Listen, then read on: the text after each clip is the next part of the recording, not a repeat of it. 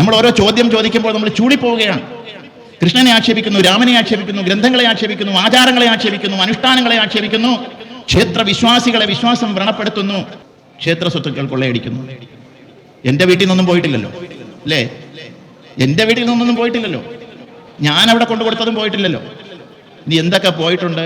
നീ സാക്ഷാൽ അയ്യപ്പൻ തന്നെയാണോ അവിടെ ഇരിക്കുന്നതെന്ന് കോടതിക്ക് ഇപ്പോൾ ഒരു സംശയം. നമുക്കൊരു ചെറുത്തുനിൽപ്പിനുള്ള യാതൊരു ഇടവുമില്ലാത്ത ഒരവസ്ഥയിലേക്കാണ് നമ്മൾ പോകുന്നത്. ഭാരതീയർക്ക് പോകാൻ ഒരു സ്ഥലമില്ല എന്ന് നമ്മൾ ആലോചിക്കേ. ഇവിടുത്തെ ക്രൈസ്തവർക്ക് പോകാൻ ഇവിടെ എത്രയോ രാഷ്ട്രങ്ങളുണ്ട്, 126 രാഷ്ട്രങ്ങളുണ്ട്. മുസൽമാന് പോകാൻ 56 രാഷ്ട്രങ്ങളുണ്ട്.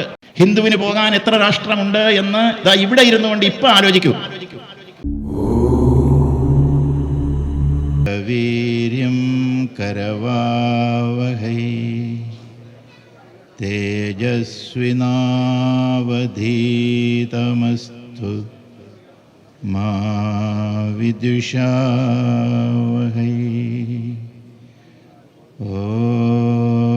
ഓം ശാന്തി ശാന്തി ശാന്തി.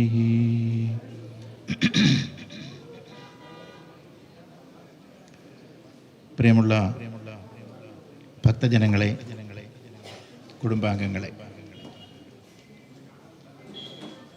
ആദ്യമേ തന്നെ എൻ്റെ സർവ്വസങ്കല്പങ്ങളും ഭാരതീയ ഗുരുപരമ്പരയുടെ പാതാരവിന്ദങ്ങളിലും അവതാരപുരുഷനായ ഭഗവാൻ ശ്രീകൃഷ്ണൻ്റെ പാർത്ഥസാരഥിയുടെ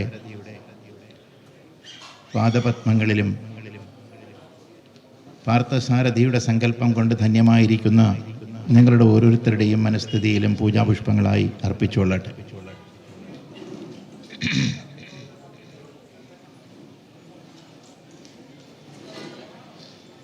പന്ത്രണ്ട് കളഭ മഹോത്സവവും അവതാര ചാർത്തും ഇന്ന് 9ാമത്തെ ദിവസമാണ്. 8 പ്രഭാഷണങ്ങൾ കേട്ട് കഴിഞ്ഞു. നിങ്ങൾ എന്തൊക്കെയാണ് കേട്ടത് എന്നെനിക്ക് അറിഞ്ഞുകൂടാ, കാരണം അതൊന്നും ഞാൻ കേട്ടിട്ടില്ല. ഇവിടെ സത്യസന്ധമായി ഒരു കാര്യം നിങ്ങളോട് ചോദിക്കാൻ ഞാൻ ആഗ്രഹിക്കുകയാണ്. ആദ്യമേ, ഇങ്ങനെ ഒരു പ്രഭാഷണം ഇവിടെ ഉണ്ട്, അത് കേൾക്കണം എന്ന് വിചാരിച്ച് അതിനുവേണ്ടി വന്ന ആളുകളൊന്ന് കൈവക്കാമോ?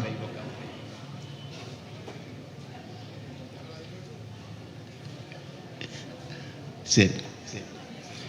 കാരണം ഈ ഒരു പ്രത്യേക കാലഘട്ടത്തിൽ നമ്മൾ ക്ഷേത്രത്തിൽ ആധ്യാത്മികമായ കാര്യങ്ങൾ കേൾക്കുന്നതിന് പ്രസക്തിയില്ലാത്ത ഒരു സാഹചര്യത്തിലാണ്. ഒരു പക്ഷേ ക്ഷേത്രത്തിൽ മതം പഠിപ്പിക്കരുത്, മതപരമായ കാര്യങ്ങൾ പറയരുത്, അനുഷ്ഠിക്കരുത് എന്നൊക്കെ ശഠിക്കുന്ന വ്യവസ്ഥിതിയിലാണ് നമ്മളിന്ന് പെട്ടിരിക്കുന്നത്. അതുകൊണ്ട് തന്നെ അങ്ങനെയുള്ള വ്യവസ്ഥിതിയെ എതിർക്കുന്നതിനുള്ള ശക്തി ഉണ്ടാകണം അതിനു വേണ്ടി എന്ന് ചിന്തിക്കുന്ന ജനസമൂഹമോ നമ്മുടെ ക്ഷേത്രങ്ങളിൽ ഉണ്ടാകുന്നത് വളരെ അപൂർവമാണ്. കേവലം ചില വികാരങ്ങളുടെ പേരിൽ മാത്രം ഒത്തുകൂടുന്ന ഒരു ജനതയായി നമ്മൾ മാറുമ്പോൾ ആണ് നമ്മുടെ സംസ്കാരത്തെ ആർക്കും കടന്നാക്രമിക്കാം എന്നുള്ള ഒരു അവസ്ഥ വരുന്നത്. നമ്മൾ അറിയാതെ തന്നെ എങ്ങനെയാണ് നമ്മുടെ സംസ്കാരത്തെ മറ്റുള്ളവർ കാർന്നു തിന്നുന്നത്, മുച്ചൂട് നശിപ്പിക്കുന്നത് എന്നുള്ളത് ഇതൊന്നും ചിന്തിക്കാൻ സമയമില്ലാത്ത ഹിന്ദുക്കളായ നമുക്ക് മനസ്സിലാവില്ല. നമ്മുടെ കാൽച്ചുവട്ടിൽ നിന്ന് അവസാന മണ്ണും ഒലിച്ചു പോകുന്നത് വരെ നമ്മളത് മനസ്സിലാക്കുന്നുമില്ല. ഇപ്പോൾ ക്ഷേത്രങ്ങൾ എന്ന് പറയുന്നത് ഭാരതത്തെ സംബന്ധിച്ച് വെറും ആരാധനാലയങ്ങൾ മാത്രമല്ല, നമ്മുടെ സംസ്കാരത്തിൻ്റെ നാഴികക്കല്ലുകളാണ്. ഞാനിവിടെ കടന്നു വന്നപ്പോൾ കേട്ടത് നമ്മുടെ സാംസ്കാരികവും കലാപരവുമായ പരിപാടികളെ പ്രതിനിധാനം ചെയ്യുന്ന ഒരു കാര്യപരിപാടിയാണ്. ഇതൊക്കെ ഈ ക്ഷേത്രത്തിൽ കാണാൻ കഴിയുന്നു എന്നുള്ളത് സന്തോഷകരമാണ്. പക്ഷേ എത്ര ക്ഷേത്രങ്ങളിൽ ഇതൊക്കെ ഉണ്ട് എന്ന് ചിന്തിക്കുമ്പോൾ വേദനാജനകവുമാണ്. ഭാരതത്തിൻ്റെ സംസ്കാരം നിലനിൽക്കുന്നത് ഉപാധികളിലൂടെയാണ്. കാരണം ഭാരതത്തിൻ്റെ സംസ്കാരം അദൃശ്യനായ ഈശ്വരനെക്കുറിച്ച്, നിർഗുണനായ ഈശ്വരനെക്കുറിച്ച് അറിയാൻ വേണ്ടി പ്രയത്നിക്കുന്ന തപസ്സു ചെയ്യുന്ന ഒരു തത്വസംഹിതയാണ്. തത്വമസി എന്ന് ശബരിമലയിൽ എഴുതി വച്ചിരിക്കുന്നത് കൊണ്ട് നമുക്കറിയാം അതൊരു മഹാവാക്യമാണ്. തത്വം എന്ന് പറയുന്നത് പ്രിൻസിപ്പിൾ എന്ന് ഇംഗ്ലീഷിൽ പറയുന്നതാണ്. പ്രിൻസിപ്പിൾ.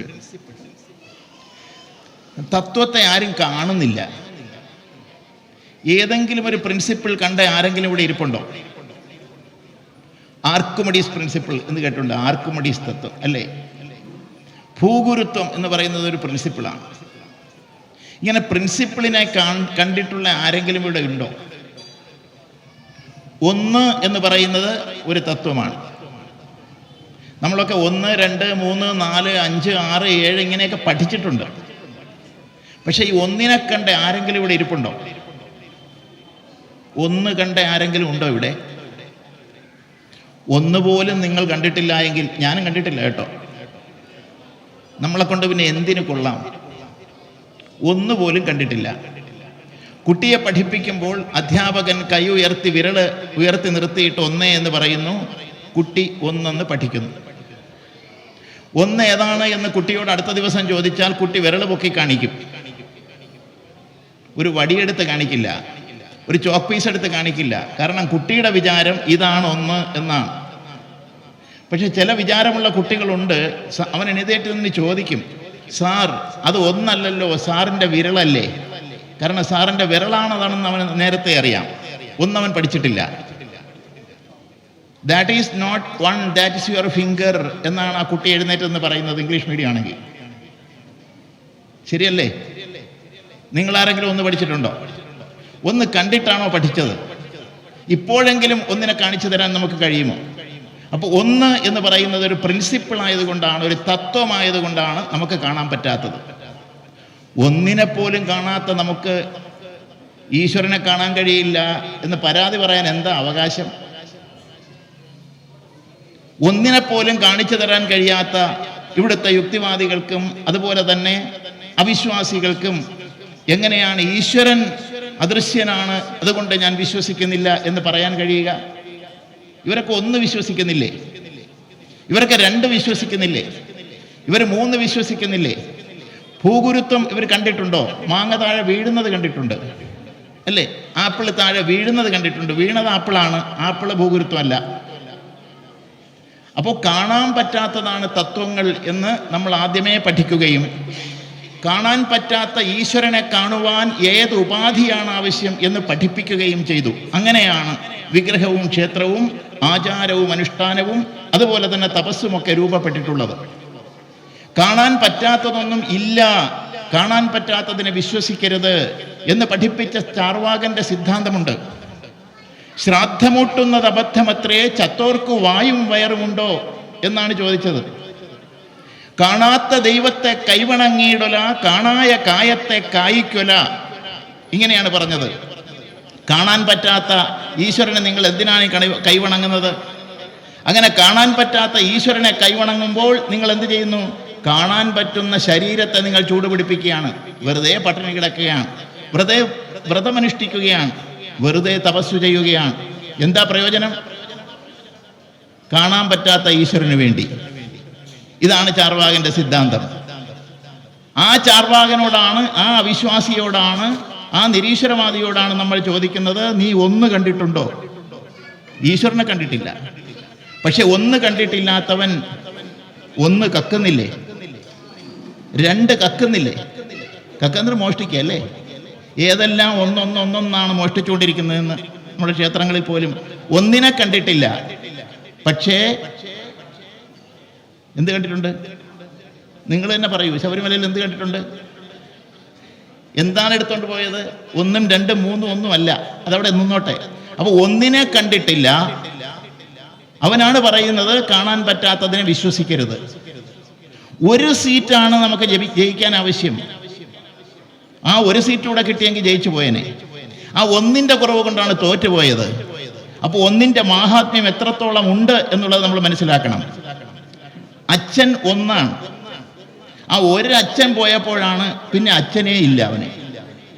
അമ്മ 1. ആ 1 എന്തെങ്കിലും പ്രയോജനം ഉണ്ടോ? ഈ അമ്മയെ അവൻ കണ്ടിട്ടുണ്ടോ? അച്ഛനെ കണ്ടിട്ടുണ്ടോ? നിങ്ങളിപ്പോൾ എന്നെ കാണുന്നുണ്ടോ? ഇതൊരു മൈതാന പ്രഭാഷണമായിട്ട് നിങ്ങൾ കണക്കാക്കണ്ട. ഭഗവാന്റെ സന്നിധിയിൽ നൃത്തം ചെയ്യുന്നത് പോലെ, വാദ്യം നടത്തുന്നത് പോലെ, സംഗീതം സമർപ്പിക്കുന്നത് പോലെ ഒരു 2 വാക്കുകൾ സമർപ്പിക്കാനാണ് ഞാനിവിടെ വന്നത്. അതുകൊണ്ട് ഇതൊരു പ്രഭാഷണമായിട്ട് നിങ്ങൾ കാണണ്ട. ഞാൻ ചോദിക്കുന്ന ചോദ്യത്തിന് ഉത്തരം തന്നാൽ മാത്രം മതി. നിങ്ങൾ ആരെങ്കിലും എന്നെ കാണുന്നുണ്ടോ? ഉണ്ടോ ഇല്ലയോ? ഉണ്ട്. നിങ്ങൾ നിങ്ങളുടെ അച്ഛനെ കണ്ടിട്ടുണ്ടോ? ഉറക്കെ പറയൂ, എല്ലാവരും കൂടെ കേട്ടോട്ടെ. ഉണ്ട്. അമ്മയെ കണ്ടിട്ടുണ്ടോ? അടുത്തിരിക്കുന്ന ആളിനെ കാണുന്നുണ്ടോ? എല്ലാവരും ഉണ്ടല്ലോ. ഉണ്ട്. എന്നാൽ ഞാൻ ഇതൊന്നും കാണുന്നില്ല. ഞാൻ നിങ്ങളെ കാണുന്നില്ല. ഞാൻ എൻ്റെ അടുത്ത് നിൽക്കുന്ന ആരെയും കാണുന്നില്ല. അച്ഛൻ മരിച്ചു പോകുമ്പോൾ അടുത്ത് വന്ന് നിൽക്കുന്ന സ്നേഹമുള്ള കുട്ടി, അച്ഛനോട് അതീവ സ്നേഹമുള്ള കുട്ടി കരയുന്നത് എന്താ? സ്നേഹമുള്ള ഭാര്യ എന്താണ് പറയുന്നത്? എൻ്റെ ഭർത്താവ് പോയേ എന്നാണ്. മകൻ പറയുന്നത് എൻ്റെ അച്ഛൻ പോയേ എന്നാണ്. അച്ഛൻ അവിടെ കിടക്കയല്ലേ? ഭർത്താവ് അവിടെ കിടക്കയല്ലേ? അപ്പൂപ്പൻ പറയുന്നു കൊച്ചുമോൻ പോയേ എന്നാണ്. കൊച്ചുമോൻ പോയി പറയുന്നു അപ്പൂപ്പൻ പോയി എന്നാണ്. അനിയൻ പറയുന്നു ജ്യേഷ്ഠൻ പോയേ എന്നാണ്. അയൽവക്കക്കാരൻ പറയും മഹാഭാവി പോയേ എന്നാണ്. എന്തായാലും പോയി ഇല്ലേ? അവിടെ കിടക്കുമ്പോൾ തന്നെ എങ്ങനെ പോയി എന്ന് പറയുന്നു? സഖാവ് പോകുമ്പോൾ അടുത്ത സഖാവ് വന്ന് അതിൻ്റെ മുകളിൽ, ആ ആളിൻ്റെ മുകളിലാണ് റീത്തും വെച്ചിട്ട് പറയുന്നത് സഖാവ് പോയി. സഖാവ് passed away, father passed away, brother passed away, grand father passed away. അപ്പൊ പോയി എന്നാണ് പറയുന്നത്. അപ്പൊ കിടക്കുന്നതല്ല അച്ഛൻ, കിടക്കുന്നതല്ല അനുജൻ, കിടക്കുന്നതല്ല സഖാവ് എങ്കിൽ പോയതാരാ? പോയതിനെ കണ്ടോ? അല്ല, പോയതാണ് സഖാവെങ്കിൽ ആ പോയതിനെ കണ്ടിട്ടാണോ സഖാവിനെ വിശ്വസിച്ചത്? പോയതാണ് അച്ഛനെങ്കിൽ ആ അച്ഛനെ കണ്ടിട്ടാണോ ഈ ശരീരം അച്ഛനാണെന്ന് നമ്മൾ പറഞ്ഞത്? പോയതാണ് അച്ഛൻ എന്ന് മക്കൾ പറയുമ്പോൾ ആ മക്കൾ അതുവരെ കണ്ടത് ആരെയാണ്? അച്ഛനെ അല്ല. നിങ്ങൾ കാണുന്നത് എന്നെ അല്ല എന്ന് അതുകൊണ്ടാണ് ഞാൻ പറഞ്ഞത്. നിങ്ങൾ കാണുന്നത് എൻ്റെ ശരീരത്തെയാണ്, ഞാൻ കാണുന്നത് നിങ്ങളുടെ ശരീരത്തെയാണ്. ശരീരം ഞാനല്ല. അതുകൊണ്ടാണ് അച്ഛൻ മരിച്ചപ്പോൾ ശരീരം എടുത്ത് ചുട്ട് കരിച്ച് കളഞ്ഞത്. അച്ഛനെ ചുടാൻ പറ്റുമോ? അച്ഛനെ ചുട്ടാൽ അകത്തായി പോവും ഇല്ലേ? കേസാവും. അമ്മയെ ചുട്ടാൻ പറ്റുമോ? പറ്റില്ല, അതും അകത്താവും.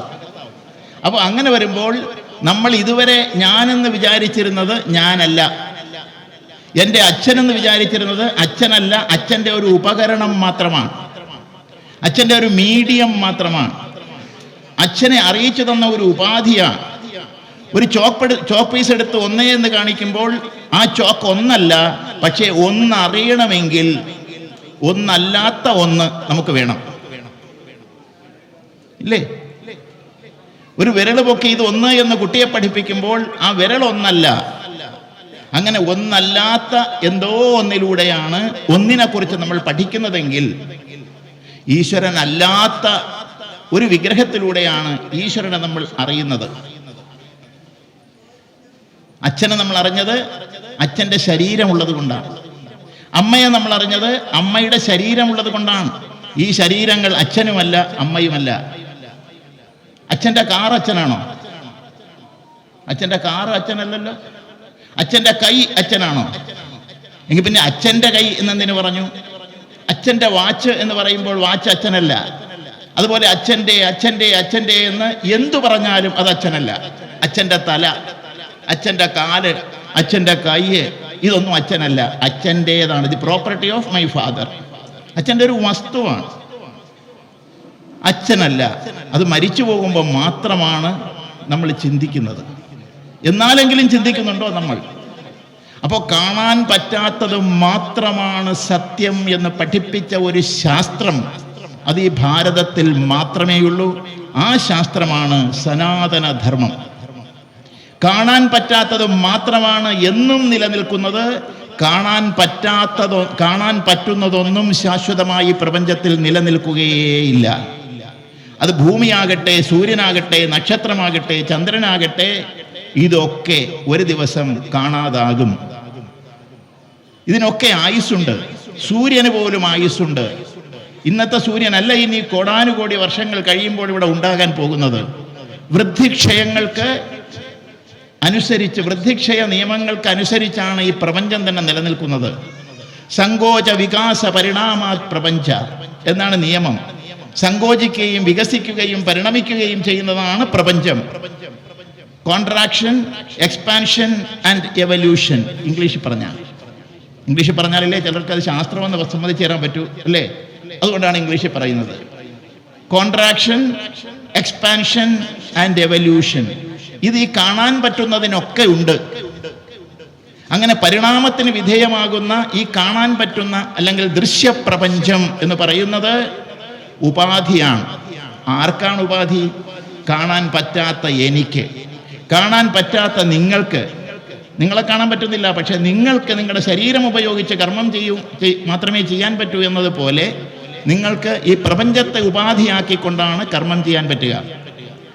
പ്രപഞ്ചത്തിലൂടെ കാണാൻ പറ്റുന്ന മാധ്യമങ്ങളിലൂടെയാണ് കാണാൻ പറ്റാത്ത തത്വങ്ങളും സത്യങ്ങളും നമ്മൾ ഗ്രഹിക്കുക. അപ്പൊ കാണാൻ പറ്റുന്നതിനെയൊക്കെ കളഞ്ഞിട്ട് നമുക്കൊരിക്കലും സത്യം ഗ്രഹിക്കുവാൻ കഴിയില്ല എന്നുള്ള ഒരു പരമാർത്ഥമാണ് സനാതന ധർമ്മം നമ്മളെ പഠിപ്പിച്ചുകൊണ്ടിരിക്കുന്നത്. അപ്പോൾ ക്ഷേത്രങ്ങളിലെ ആചാരങ്ങളാകട്ടെ, അനുഷ്ഠാനങ്ങളാകട്ടെ, ഇതൊക്കെ ഞാൻ ആര് എന്ന് എന്നെ പഠിപ്പിക്കുന്നതിന് വേണ്ടിയിട്ടാണ്. ഇതം ശരീരം കൗന്ദേയ ക്ഷേത്രമിത്യഭിധീയത്തെ എന്ന് പറഞ്ഞത് ക്ഷേത്രത്തിൽ വരുന്ന ഓരോ ഭക്തനെയും പഠിപ്പിക്കുകയാണ്. ഇത് മാത്രമല്ല ക്ഷേത്രം, പിന്നെയോ നിങ്ങൾ ഓരോരുത്തരുടെയും ശരീരം ക്ഷേത്രങ്ങളാണ്. ശരീരത്തെ ക്ഷേത്രമായി കാണാൻ പഠിക്കുന്നതിന് വേണ്ടിയിട്ടാണ് ഈ ക്ഷേത്രത്തിൽ വരേണ്ടത്. ഈ ക്ഷേത്രത്തിൽ നടക്കുന്നതെല്ലാം നമ്മുടെ ശരീരത്തിൽ നടക്കുന്നു. അതുമല്ലെങ്കിൽ ഈ ശരീരത്തിലുള്ള ചടങ്ങുകളെല്ലാം, കർമ്മങ്ങളെല്ലാം നമ്മുടെ ശരീരത്തിലും സംഭവിച്ചുകൊണ്ടിരിക്കുന്നു. ഈ ക്ഷേത്രത്തിൽ ദേവനുണ്ട്, നമ്മുടെ ശരീരത്തിലുണ്ടോ? ശരീരത്തിലും ദേവനുണ്ട്. ആ ദേവനെ പറയുന്നത് ജീവനെന്ന, അല്ലേ? പ്രപഞ്ചത്തിലുണ്ടോ? പ്രപഞ്ചത്തിലുള്ളതിനെ സൂര്യൻ എന്ന് പറയാം. പ്രപഞ്ചത്തിൽ സൂര്യനും, ക്ഷേത്രത്തിൽ ദേവനും, ശരീരത്തിൽ ജീവനും. ഗാത്രത്തിൽ ജീവൻ, അല്ലേ? അതിനും ക്ഷേത്രജ്ഞൻ എന്ന് തന്നെയാണ് പറയുന്നത്. നമ്മുടെ ശരീരത്തിലുള്ള ജീവനെ, ആത്മാവിനെ ക്ഷേത്രജ്ഞൻ എന്ന് തന്നെയാണ് പറയുന്നത്. അകത്തിരിക്കുന്ന ദേവനെയും ക്ഷേത്രജ്ഞൻ എന്ന് തന്നെയാണ് പറയുന്നത്. ഇതൊരു ചൈതന്യമാണ്. ഇതിന് ഇംഗ്ലീഷിൽ പറഞ്ഞാൽ കോൺഷ്യസ്നസ് എന്ന് പറയാം. കോൺഷ്യസ്നസ് ശുദ്ധബോധമാണ്, പ്യുവർ കോൺഷ്യസ്നസ്. അതാണ് നമ്മൾ ഓരോരുത്തരും. പക്ഷെ ഇന്ന് നമ്മൾ പ്യുവർ കോൺഷ്യസ്നസ് അല്ല, ഇംപ്യുവർ കോൺഷ്യസ്നസ്. പ്യുവറായിട്ടുള്ളതിൽ ഇംപ്യൂരിറ്റി വന്ന് ചേരുമ്പോഴാണ് നമുക്ക് പരിമിതികൾ ഉണ്ടാകുന്നത്. ഈശ്വരന് പരിമിതി ഒന്നുമില്ല. കാരണം എന്താ? ഈശ്വരന് ഇംപ്യൂരിറ്റി ഇല്ല. മനസ്സിലുണ്ടോ? ഇംപ്യൂരിറ്റി അല്ലെങ്കിൽ മാലിന്യമില്ല. മാലിന്യം കംപ്ലീറ്റ് പൂർണ്ണമായും നമ്മുടെ ജീവനിൽ നിന്ന് മാറിയാൽ നമ്മൾ ഈശ്വരനാണ്. അവിടെയാണ് നമ്മൾ അഹം ബ്രഹ്മാസ്മി എന്ന പദവിക്ക് അർഹരാകുന്നത്. ആ മാലിന്യ നിർമ്മാർജ്ജന പ്രക്രിയയാണ് സാധന എന്ന് പറയുന്നത്. ആ മാലിന്യ നിർമ്മാർജ്ജന പ്രക്രിയയാണ് തപസ് എന്ന് പറയുന്നത്. അതിനു വേണ്ടിയിട്ടാണ് അനുഷ്ഠാനങ്ങളുള്ളത്, മന്ത്രങ്ങളുള്ളത്, തന്ത്രങ്ങളുള്ളത്, ആചാരങ്ങളുള്ളത്, നമ്മുടെ ഗ്രന്ഥങ്ങളുള്ളത്, ആചാര്യന്മാരുടെ ഉപദേശങ്ങളുള്ളത്, ഗുരുക്കന്മാരുള്ളത്. ഇതൊക്കെ ഈ ശുദ്ധീകരണ പ്രക്രിയയ്ക്ക് വേണ്ടി മാത്രമാണ്. ആ ശുദ്ധീകരണം സംഭവിച്ചു കഴിയുമ്പോൾ നമുക്ക് കാണാൻ പറ്റാത്തതായി ഒന്നും ഉണ്ടാവില്ല. മനസ്സിലാവുണ്ടോ? എല്ലാം കാണാം എന്ന് പറഞ്ഞാൽ എല്ലാം അനുഭവിക്കാം. നമ്മുടെ നഗ്ന നേത്രങ്ങൾക്ക് കാണാൻ പറ്റാത്ത പലതുമുണ്ട്. കാരണം നമ്മുടെ പരിമിതി കൊണ്ടാണ് നമ്മൾ പലതും ഇല്ല എന്ന് പറയുന്നത്. നമ്മുടെ പരിമിതിക്കുള്ളിൽ നിന്നുകൊണ്ടാണ് നമ്മൾ സത്യം കണ്ടെത്താൻ ശ്രമിക്കുന്നത്. അവിടെയാണ് നമ്മുടെ അജ്ഞാനം. നമ്മുടെ കണ്ണിന് കാണാൻ പറ്റാത്ത എത്രയോ കാര്യങ്ങൾ നായ കാണുന്നുണ്ട്. നിങ്ങൾക്കറിയുമോ? നായ, പൂച്ച, പല പക്ഷികൾ അതിന് കാണാം. നമുക്ക് കിട്ടാത്ത ഗന്ധം, സ്മെല്ലുണ്ടല്ലോ, ഗന്ധം നായ്ക്ക് കിട്ടുന്നുണ്ട്. സ്നിഫ് ഡോഗ്സ്, അല്ലേ? അപ്പം പട്ടി എന്ന് പറയുന്നത് നമ്മളെക്കാൾ എത്രയോ ഉത്തമ സൃഷ്ടിയാണ് ആ ഒരു കാര്യത്തിൽ. പിന്നെ നന്ദിയുടെ കാര്യത്തിൽ വേറെ ഒരുപാടുണ്ട്, അല്ലേ? അപ്പൊ എന്തോ ആവട്ടെ, അപ്പൊ ഒരു മണം പിടിക്കുന്ന കാര്യത്തിൽ പോലും നമുക്ക് പരിമിതിയുണ്ട്. നമ്മുടെ മൂക്കിൽ മണം അറിയുന്നില്ല എന്ന് വിചാരിച്ച് മണം ഇല്ല എന്ന് പറഞ്ഞാൽ അതിൻ്റെ പേരെന്താണ്? എന്ത് മാനിഫെസ്റ്റോ ആവും അത്? അപ്പം നമ്മുടെ പരിമിതി എന്താണ് എന്ന് ബോധ്യപ്പെടുവാനുള്ള ഒരു വിവേകവും അതിനുള്ള ഒരു സാമർഥ്യവും അതിനുള്ള ഗുരുത്വവും അതിനുള്ള വിനയവും നമുക്കുണ്ടാവണം. അപ്പം നമ്മൾ പരിമിതികളെ അതിജീവിച്ച ഒരു വലിയ ശാസ്ത്രമാണ് നമ്മുടെ ആചാര്യന്മാരെ തന്നത്. അവരുടെ ഉള്ളിലേക്ക് നോക്കിയിട്ടാണ് ഈ പ്രപഞ്ചം എന്ത് എന്നവർ പറഞ്ഞത്. അവർ കണ്ട പ്രപഞ്ചം അവരുടെ കണ്ണിലൂടെയും കാതിലൂടെയും പഞ്ചേന്ദ്രിയങ്ങളിലൂടെയും അവരറിഞ്ഞതല്ല. കാരണം അങ്ങനെ അറിയാൻ പറ്റില്ല. സത്യം അതീന്ദ്രിയമായ ഒരു അനുഭൂതിയിലൂടെ ഇന്ദ്രിയങ്ങൾക്കപ്പുറം ഇന്ദ്രിയങ്ങളെ അതിജീവിച്ചുകൊണ്ട് മുന്നോട്ട് പോയി തപസ്സിലൂടെ ലഭിക്കുന്ന ആ ഒരു അനുഭവം ഉണ്ടല്ലോ, അതിനെ അറിവെന്നല്ല പറയേണ്ടത്, അതിനെ ജ്ഞാനം എന്നാണ് പറയേണ്ടത്. ഇന്ദ്രിയങ്ങളിലൂടെ കിട്ടുന്നതിനെയാണ് വിജ്ഞാനം എന്ന് പറയുന്നത്. ഇന്ദ്രിയങ്ങൾക്ക് അതീതമായി നമുക്ക് കിട്ടുന്ന ആ ശാശ്വതമായ ആ ആത്യന്തികമായ സത്യത്തെ ജ്ഞാനം എന്ന് പറയണം. ഈശ്വരേതീർ ജ്ഞാനം വിജ്ഞാനം അന്യത്ര ലൗകികേ. ഈശ്വരോന്മുഖമായിട്ടുള്ളതിനെ അല്ലെ അതീന്ദ്രിയമായിട്ടുള്ള ആ അനുഭവത്തെയാണ് ജ്ഞാനം എന്ന് പറയുന്നത്. വിജ്ഞാനം അന്യത്ര ലൗകികേ.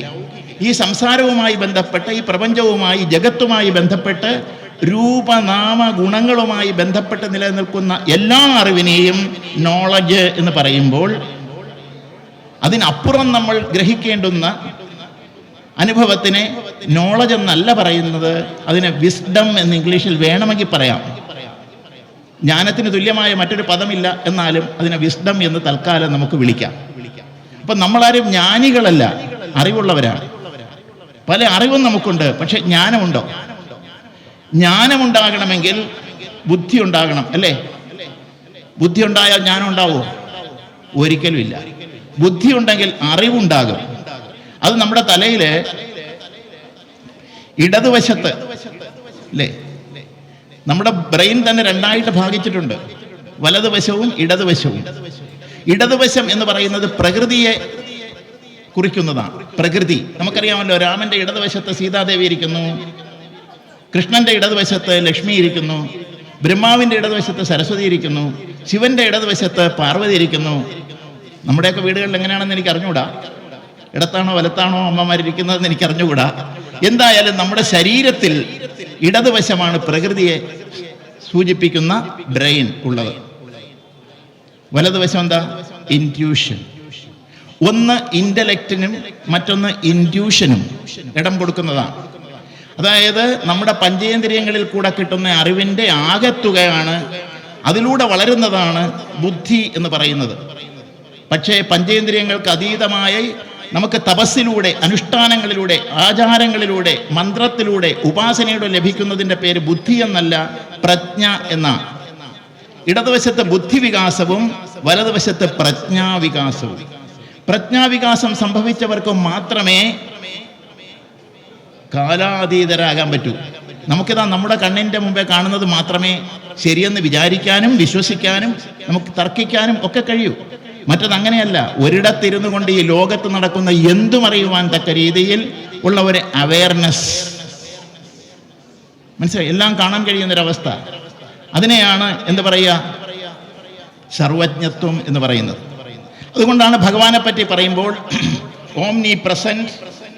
ഓംനി പ്രസന്റ് എന്ന് പറഞ്ഞാൽ സർവവ്യാപി. ഓംനി പൊട്ടൻറ്റ്, സർവശക്തൻ, ഓൾമൈറ്റി. ഓംനീഷ്യൻ, സർവജ്ഞൻ. അപ്പം അഹം ബ്രഹ്മാസ്മി എന്ന് നമ്മൾ പറയുന്നുവെങ്കിൽ, നമ്മളതിന് അവകാശപ്പെടുന്നുവെങ്കിൽ നമ്മൾ എന്തൊക്കെ ആയിരിക്കണം? ഓംനി പ്രസന്റ് ആയിരിക്കണം, ഓംനി പൊട്ടൻ്റ് ആയിരിക്കണം, ഓംനീഷ്യൻ്റ് ആയിരിക്കണം, സർവവ്യാപി ആയിരിക്കണം. ആണോ നമ്മൾ? സർവശക്തനാണോ നമ്മൾ? സർവജ്ഞരാണോ നമ്മൾ? അല്ല. പക്ഷേ ഇത് നമുക്ക് ആകാൻ കഴിയും. ഇതാണ് സനാതനധർമ്മത്തിൻ്റെ മഹത്വം. ഇതാണ് സനാതനധർമ്മം നമ്മെ പഠിപ്പിച്ചത്. ഇതാണ് ആചാര്യന്മാർ അവരുടെ അനുഭവത്തിലൂടെ, തപസ്സിലൂടെ കണ്ടെത്തിയത്. അതിനുള്ള അർഹത ഇവിടെ ഇരിക്കുന്ന ഈ കൊച്ചു കുഞ്ഞിനുമുണ്ട്, അമ്മമാർക്കുണ്ട്, സർവ്വപേർക്കുമുള്ളതാണ്. ഈ ഭൂമിയിലേക്ക് നമ്മൾ വന്നത് വെറും മൃഗങ്ങളെപ്പോലെ ജീവിക്കാനല്ല, വെറും ഭൗതികത മാത്രം ആസ്വദിച്ചുകൊണ്ട് നമ്മുടെ ആഗ്രഹങ്ങൾക്ക് നിവർത്തി വരുത്തി എന്നും സന്തോഷത്തോടു കൂടി ജീവിക്കാമെന്ന് ചിന്തിക്കുന്നത് വിഡ്ഢിത്തമാണെന്ന് അല്പമെങ്കിലും നമ്മൾ ചിന്തിച്ചാൽ നമുക്ക് മനസ്സിലാകും. നമ്മുടെ അനുഭവത്തിലൂടെയൊക്കെ മനസ്സിലായിട്ടുള്ള കാര്യങ്ങളാണ്. ഇനി ടാറ്റയെ പോലെയും ബിർളയെ പോലെയും അദാനിയെ പോലെയും അംബാനിയെ പോലെയും ഒക്കെ ആയാലും ശരി, ദുഃഖം എന്ന് പറയുന്നത് അവരെ ഒന്നും വിട്ടിട്ടില്ല. നമ്മൾ എത്രത്തോളം സമ്പാദിക്കുന്നുവോ അത്രയും ദുഃഖം നമുക്കുണ്ടാകും. എപ്പോഴാണ്? അതൊക്കെ നഷ്ടപ്പെടുമ്പോൾ. കുറച്ചുള്ളവന് അത് നഷ്ടപ്പെടുമ്പോൾ ചെറിയ ദുഃഖം, കൂടുതലുള്ളവന് അത് നഷ്ടപ്പെടുമ്പോൾ വലിയ ദുഃഖം. അതാണ് pleasure and pain are two sides of the same coin. ഒരേ നാണയത്തിന്റെ രണ്ടു വശങ്ങളാണ് സുഖവും ദുഃഖവും എന്ന് പറയുന്നത്. ശാശ്വതമായി ഒരു ചോദ്യം ഞാൻ ചോദിക്കുന്നു. നിങ്ങൾക്ക് ഇഷ്ടമില്ല എന്ന് എല്ലാവരും 100% ആളുകൾ ഇഷ്ടപ്പെടാത്ത ഒന്നെന്ത്? 100% ആളുകൾ ഇഷ്ടപ്പെടുന്നത് എന്ത്? പറയാമോ ആർക്കെങ്കിലും? 100% ആളുകൾ വേണമെന്ന് ചോദിച്ചാൽ എനിക്ക് വേണം, വേണ്ട എന്ന് ചോദിച്ചാൽ അയ്യോ എനിക്ക് വേണ്ട എന്ന് പറയുന്ന രണ്ട് കാര്യങ്ങൾ പറയാമോ? ഏത് പാർട്ടിക്കാരനും അങ്ങനെ പറയൂ, ഏത് മതക്കാരനും അങ്ങനെ പറയൂ, ഏത് ജാതിക്കാരനും അങ്ങനെ പറയൂ, ഏത് തന്ത്രിയും ഏത് മന്ത്രിയും ഏത് പൂജാരിയും അങ്ങനെ പറയൂ, ഏത് കോടതിയിലുള്ളവനും അതേ പറയൂ. എന്താണെന്നറിയാം? ഇഷ്ടമുള്ളത് സുഖം, ഇഷ്ടമില്ലാത്തത് ദുഃഖം. ഇവിടെ എന്ത് വിഡ്ഢികളാണ് നമ്മൾ! സുഖം ഇഷ്ടമുള്ളതാണെങ്കിൽ സുഖം മാത്രം നിങ്ങൾ അനുഭവിച്ചാൽ പോരെ. എന്തിനാ നിങ്ങൾ ദുഃഖം സ്വീകരിക്കുന്നത്? ദുഃഖം ഇഷ്ടമില്ലെങ്കിൽ എന്തിനാ നിങ്ങൾ ദുഃഖിക്കുന്നത്, എന്തിനാ നിങ്ങൾ കരയുന്നത് എന്നൊരാൾ ചോദിച്ചാൽ നമ്മൾ എന്താ മറുപടി പറയുക? അവിടെയാണ് വേണ്ടാത്തത് സ്വീകരിക്കാതിരിക്കാൻ നമുക്ക് കഴിയുന്നില്ല, വേണമെന്നുള്ളത് മാത്രം സ്വീകരിക്കാനും കഴിയുന്നില്ല. ഇതെങ്ങനെ കഴിയും എന്ന് പഠിപ്പിച്ച ഒരു വലിയ ശാസ്ത്രമാണ് സനാതന ധർമ്മം. ഇന്നോട്ടെങ്കിലും നമ്മൾ ആലോചിച്ചൂടെ? ദുഃഖമില്ലാത്ത ആരെങ്കിലും ഇവിടെ ഉണ്ടോ? ഇതുവരെ ദുഃഖിച്ചിട്ടില്ലാത്ത ആരെങ്കിലും ഇവിടെ ഉണ്ടോ? അപ്പൊ നമ്മൾ എവിടെ നിൽക്കുന്നു എന്ന്. അപ്പൊ മനുഷ്യനായി ജനിച്ചവന്റെ ഏറ്റവും വലിയ ഉത്തരവാദിത്വം, ധർമ്മം, ഈശ്വരനായി മാറുക എന്നുള്ളതാണ്. മനുഷ്യജന്മത്തിന്റെ പ്രയാണം ഈശ്വരത്വത്തിൽ മാത്രം എത്തിച്ചേരേണ്ടതും അവിടെ മാത്രം പൂർണ്ണമാകേണ്ടതും അവിടെ മാത്രം അവസാനിക്കേണ്ടതുമാണ്. നമ്മൾ എവിടെയാണ് ഇപ്പോൾ പ്രയാണം ചെയ്തുകൊണ്ടിരിക്കുന്നത്? ഏത് ദിശയിലേക്കാണ് നമ്മൾ നമ്മുടെ മക്കളെ എത്തിക്കാൻ ശ്രമിച്ചുകൊണ്ടിരിക്കുന്നത്? ഏത് വിദ്യാഭ്യാസമാണ് നമ്മൾ നമ്മുടെ മക്കൾക്ക് കൊടുക്കാൻ ആഗ്രഹിക്കുന്നത്? അല്പമൊന്ന് ചിന്തിച്ചിട്ടുണ്ടോ? മാൻ മേക്കിംഗ് എഡ്യൂക്കേഷൻ നമ്മുടെ മനസ്സിലുണ്ടോ? എൻ്റെ മകൻ ഒരു ഡോക്ടറാകണം, നല്ലൊരു ഡോക്ടറാകണം എന്നുള്ളതിൽ കവിഞ്ഞ് എൻ്റെ മകൻ നല്ലൊരു മനുഷ്യനാകണം എന്ന് ചിന്തിക്കുന്ന എത്ര രക്ഷകർത്താക്കളുണ്ട്? ഉണ്ടോ? ഹ്യൂമൻ വാല്യൂസ്, മാനുഷികമായ മൂല്യങ്ങൾക്ക് പ്രാധാന്യം കൊടുക്കാത്ത വിദ്യാഭ്യാസ പ്രക്രിയയിലൂടെ ഇവരെ ഡോക്ടറെയും എഞ്ചിനീയറെയും IPS-നെയും IAS-നെയും മന്ത്രിയെയും തന്ത്രിയെയും വളർത്തിയെടുക്കുന്ന പ്രസ്ഥാനമായി നമ്മുടെ ഈ മതം മാറിപ്പോയില്ലേ? ഇതിനെ മതമെന്ന് വിളിക്കരുതെന്നൊക്കെ പറയുന്നവരും ഉപദേശിക്കുന്നവരും ഒക്കെ ഉണ്ടാകാം. ഞാൻ നമ്മുടെ ഹിന്ദു ധർമ്മത്തെ, സനാതനധർമ്മത്തെ മതം മതം മതം എന്ന് 100 പ്രാവശ്യം വിളിക്കാൻ ആഗ്രഹിക്കുന്ന ആളാണ്. ചിട്ടയില്ലാതെ തോന്നിയവാസമായി ജീവിക്കുന്നതാണ് സനാതനധർമ്മമെങ്കിൽ അങ്ങനത്തെ ഒരു ധർമ്മം നമുക്ക് വേണ്ട. നമുക്കൊക്കെ പണ്ട് ജീവിക്കാൻ ഒരുപക്ഷെ മരത്തിന്റെ ചുവട് മതിയായിരുന്നു. എന്തെങ്കിലുമൊക്കെ കൊണ്ട് മഴ നനയാതെ ഒരു കൂര ഒക്കെ ഉണ്ടാക്കി വെച്ചിട്ട് നമുക്ക് അടിയിൽ ഇരിക്കാമായിരുന്നു. പക്ഷെ ഇന്നത് കഴിയില്ല. നമുക്ക് വീട് വേണം, ആ സ്ഥലത്ത് നമ്മൾ ചുവര് കെട്ടണം, ആ സ്ഥലത്ത് നമ്മൾ ബലമുള്ള വാതിലുകളും അതുപോലെ ജനാലകളും നമ്മൾ ഉണ്ടാക്കണം. വളരെ സുരക്ഷിതമായി നമുക്ക് ജീവിക്കുവാൻ അല്ലേ, നമ്മുടെ സമ്പത്ത് സംരക്ഷിക്കുവാൻ കഴിയുന്ന ഒരു ഗൃഹം നമുക്കുണ്ടാകണം എന്ന് പറഞ്ഞതുപോലെ എല്ലാ അലവലാദികൾക്കും, ആ വാക്ക് തന്നെ ഞാൻ ഉപയോഗിക്കുന്നു, കടന്നു കയറി വരുവാനുള്ള ഒരു സ്ഥാനമായി, സങ്കേതമായി നമ്മുടെ വീട് മാറിയാൽ അതെങ്ങനെ നമുക്ക് സഹിക്കുവാൻ കഴിയും? അതുപോലെ നമ്മുടെ സനാതനധർമ്മം ആർക്കും എപ്പോഴും എവിടെയും എങ്ങനെയും കടന്നു വന്ന് ചേക്കേറുവാൻ കഴിയുന്ന ഒന്നാണ് എന്ന് വന്നാൽ ഈ ധർമ്മത്തെ നിലനിർത്തുവാൻ നമുക്ക് എങ്ങനെ കഴിയും? അതുകൊണ്ട് അതൊരു സനാതനധർമ്മം എന്ന് പറയുന്നത് അതൊരു ജീവിതചര്യയാണ്. Hinduism is a way of life എന്നൊക്കെ പറഞ്ഞാൽ ഇവിടെ ഇത് ഉണ്ടാവില്ല. നാളെ വളരെ ഭദ്രമായ ഒരു സംഘടനാ സെറ്റപ്പ് നമുക്കുണ്ടാകണം, സംഘടിതമായ ഒരു പ്രവർത്തനം അതിനുണ്ടാകണം, വളരെ വ്യക്തമായ ഒരു ലക്ഷ്യം നമുക്കുണ്ടാകണം, അടുത്ത തലമുറയെ എങ്ങനെ വാർത്തെടുക്കണമെന്ന് ചിന്തിക്കുവാനുള്ള ബുദ്ധിയെങ്കിലും നമുക്കുണ്ടാകണം. ഹിന്ദു ഭൂരിപക്ഷം ഉണ്ടെങ്കിൽ മാത്രമേ ഈ ഭാരതം ഉണ്ടാകൂ എന്നുകൂടെ നമ്മൾ ആലോചിക്കണം. ഹിന്ദുവിന്റെ ഭൂരിപക്ഷം എന്നിവിടെ തകരുന്നുവോ നമ്മൾ ഓടേണ്ടി വരും. ഓടാൻ നമുക്ക് സ്ഥലമില്ല എന്ന് നമ്മൾ ഓർക്കുക. ഞാനൊരു ക്രിസ്ത്യാനിയാണെന്ന് അഭിമാനത്തോടു കൂടി നെഞ്ചിൽ കൈവച്ച് പറയുന്ന ക്രിസ്ത്യാനി മാത്രമാണ് ഈ ലോകത്ത് ജീവിക്കുന്നത്. ഞാനൊരു ഇസ്ലാമാണ്, മുസ്ലിമാണെന്ന് പറയാൻ യാതൊരു മനസ്സിന് വിഷമവുമില്ലാത്ത, പറയുന്നതിൽ അഭിമാനമുള്ള മുസ്ലിങ്ങളെയാണ് നമ്മൾ കാണുന്നത്. അവരെയൊക്കെ നമ്മൾ ആദരിക്കുന്നു. കാരണം അവരെ മതത്തെ അവർ ബഹുമാനിക്കുന്നല്ലോ, അവരെ മതത്തെ അവർ ആദരിക്കുന്നുണ്ടല്ലോ. അവരുടെ ഈശ്വരീയ സങ്കല്പങ്ങൾ ശാസ്ത്രീയമായാലും അശാസ്ത്രീയമായാലും അതിൽ ഉറച്ചു നിൽക്കുവാൻ അവർ മനസ്സ് കാണിക്കുന്നുണ്ടല്ലോ. പക്ഷെ നമ്മളോ, വിശ്വവിശാലമായ ഏറ്റവും വലിയ ശാസ്ത്രം, ശാസ്ത്രങ്ങളുടെ ശാസ്ത്രം, മതങ്ങളുടെ മാതാവൊക്കെയായ നമ്മുടെ ഹിന്ദു മതത്തെ നമ്മൾ എന്താണ് അതിനെപ്പറ്റി വിചാരിച്ചിരിക്കുന്നത്? പൊട്ടിട്ടാലും, ക്ഷേത്രത്തിൽ വന്നാലും, നാമം ജപിച്ചാലും, ക്ഷേത്ര ദർശനം നടത്തിയാലും, ശയനപ്രദർശനം ചെയ്യാലും, ആറ്റുകാൽ പോയി പൊങ്കാലയിട്ടാലും, ഇവിടെ വന്ന് വ്രതമെടുത്താലും മാത്രം നമ്മൾ ഹിന്ദു ആവില്ല. ഹിന്ദു ആകണമെങ്കിൽ ഹിന്ദുവായി ജനിക്കുന്ന ഒരുത്തൻ മരിക്കുന്നത് വരെ ചെയ്യേണ്ടുന്ന ചില കർമ്മങ്ങളുണ്ട്. ബ്രഹ്മചര്യം, ഗൃഹസ്ഥാശ്രമം, വാനപ്രസ്ഥം, സന്യാസം എന്ന് പറയുന്ന ഒരു ജീവിത ക്രമമുണ്ട്. ആ ക്രമം നമുക്കിന്നില്ല. പിന്നെയോ പഞ്ചമഹായജ്ഞങ്ങൾ എന്ന് പറയുന്ന യജ്ഞമുണ്ട്, നമ്മൾ ഓരോരുത്തരും അനുഷ്ഠിക്കേണ്ടതാണ്. അച്ഛൻ മരിച്ചു പോയാൽ ബലിയിടുന്നില്ലേ? അതൊരു യജ്ഞമാണ്, പിതൃയജ്ഞമാണ്. ഒരു അതിഥി വീട്ടിലേക്ക് കയറി വന്നാൽ നമ്മൾ ബഹുമാനിക്കുന്നില്ലേ? ഇല്ലേ? അതിഥി യജ്ഞമാണ്. അതിഥി ദേവോ ഭവ എന്ന ഈശ്വരനെ നമ്മൾ ആരാധിക്കുന്നില്ലേ?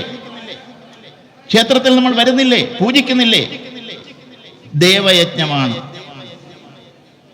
പിന്നെയോ ഭൂതയജ്ഞം. നായ്ക്ക് നമ്മൾ ആഹാരം കൊടുക്കുന്നു, പശുവിന് ആഹാരം കൊടുക്കുന്നു, പരിചയമില്ലാത്ത നമ്മുടേതല്ലാത്ത പക്ഷിക്ക് പോലും വെള്ളം കൊടുക്കുവാൻ നമ്മൾ മുകളിലും മുറ്റത്തും വെള്ളം വെക്കുന്നു. ഭൂതയജ്ഞമാണ്.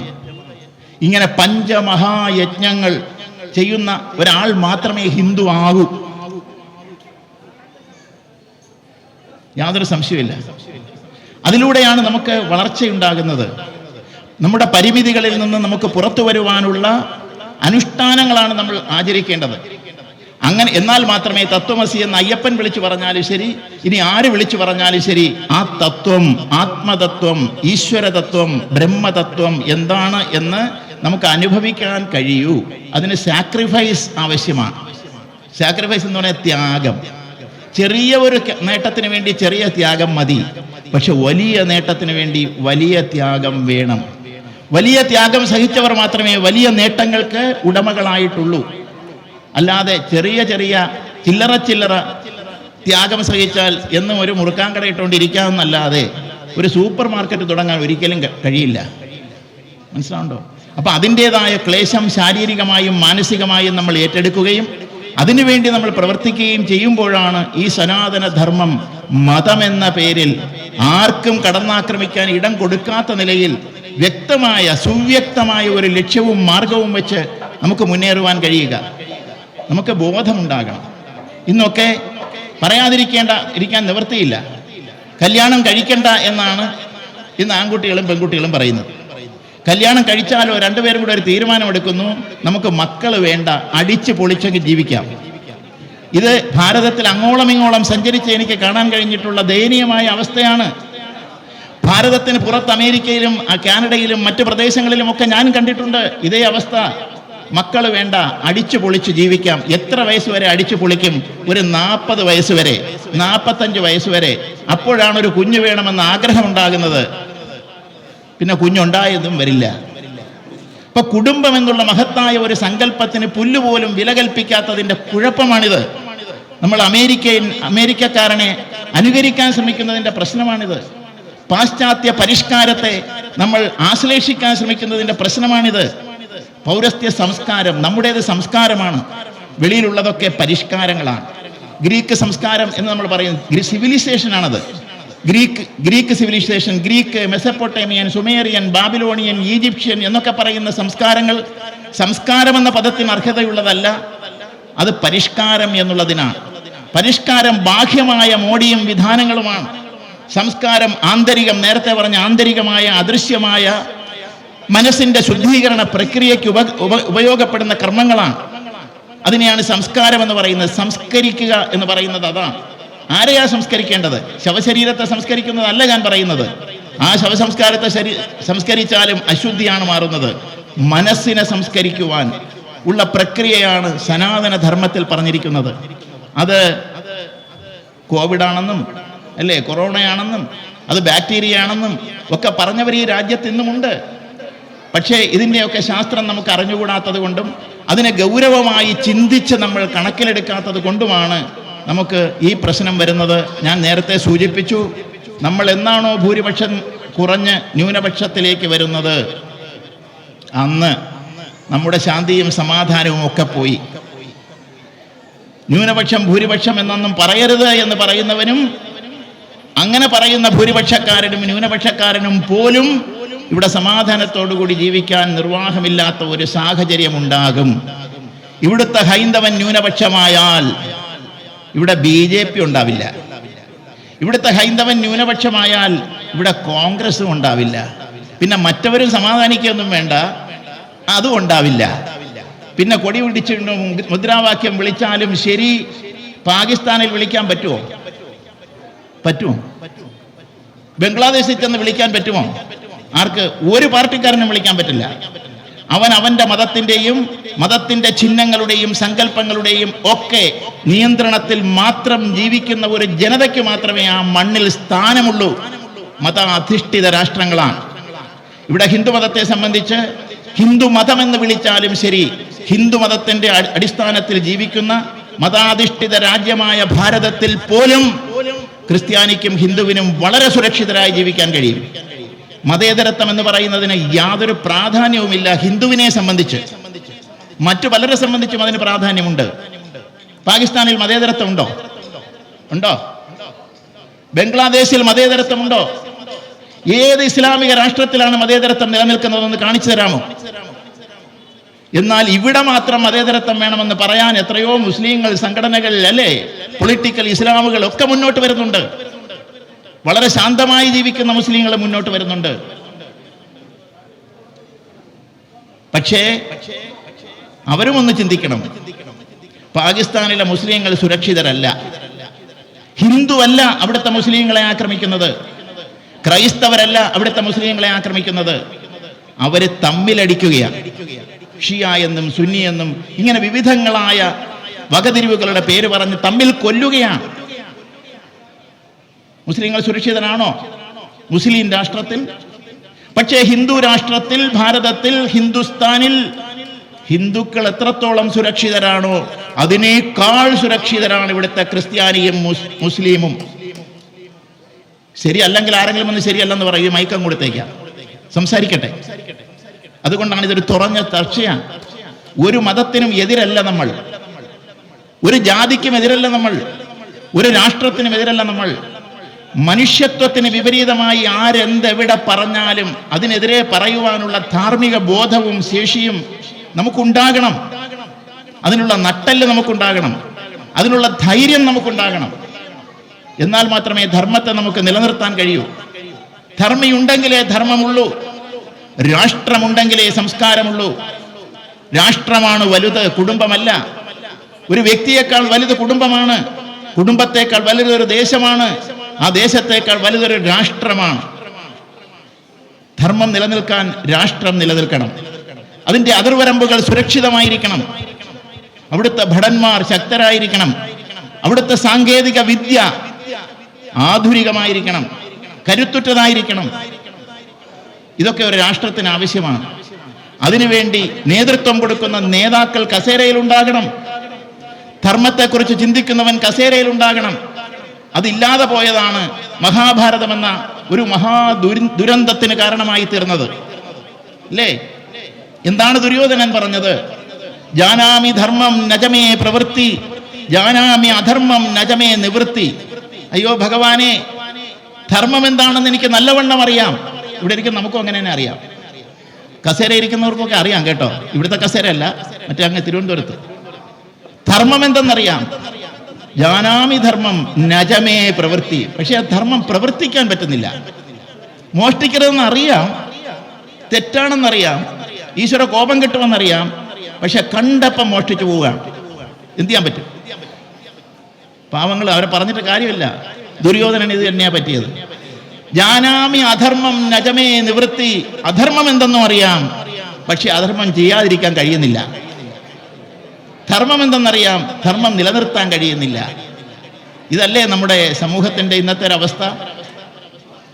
അതിന്റെ അനുഭവം എന്താണെന്ന് നമ്മെ പഠിപ്പിക്കുന്ന ഇതിഹാസമാണ് മഹാഭാരതം. ആ ഇതിഹാസം തന്നെയാണ് രാമായണം. ഈ ഗ്രന്ഥങ്ങളൊക്കെ നമ്മൾ പഠിക്കുമ്പോൾ നമുക്ക് മനസ്സിലാകും എന്താണ് നമ്മുടെ ധർമ്മമെന്ന്. രാമനും കൃഷ്ണനുമൊക്കെ ഇവിടെ വന്നിട്ട് അഹിംസ പാലിച്ചു പോയവരാണോ? ആണോ? രാമൻ ഹിംസിച്ചിട്ടില്ലേ?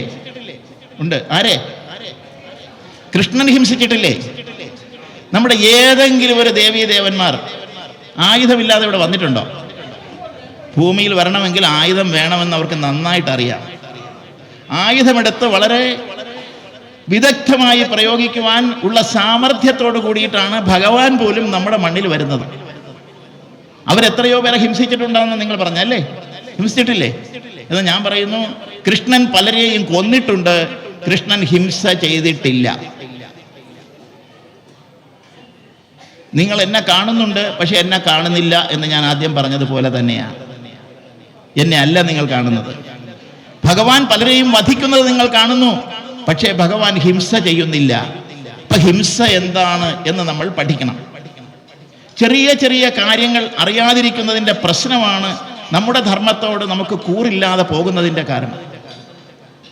അപ്പൊ കൃഷ്ണൻ ചെയ്തതോ? കൃഷ്ണൻ കംസനെ വധിക്കാതിരുന്നു എങ്കിൽ അതാണ് ഹിംസ.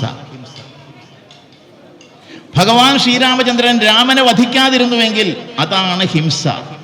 അവിടെ ഹിംസ ചെയ്യപ്പെടുന്ന എന്താണ്? ധർമ്മം.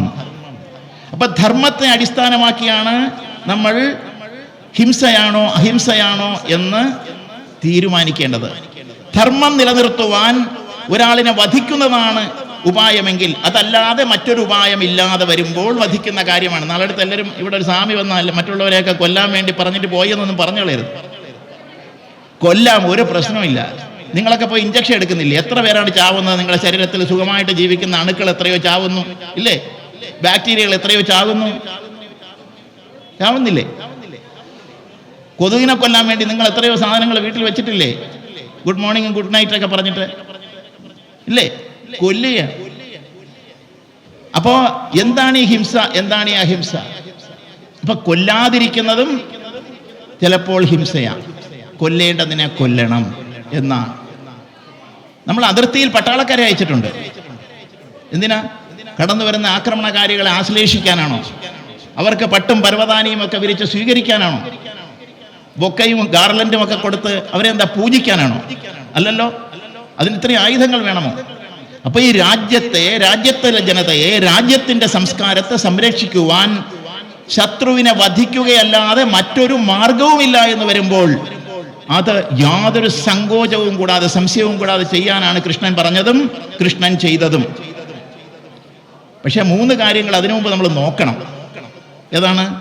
സാമം, ദാനം, ഭേദം, ദണ്ഡം. ഈ ദണ്ഡം എന്ന് പറയുന്നതാണ് നമ്മൾ ഈ പറഞ്ഞ വധം.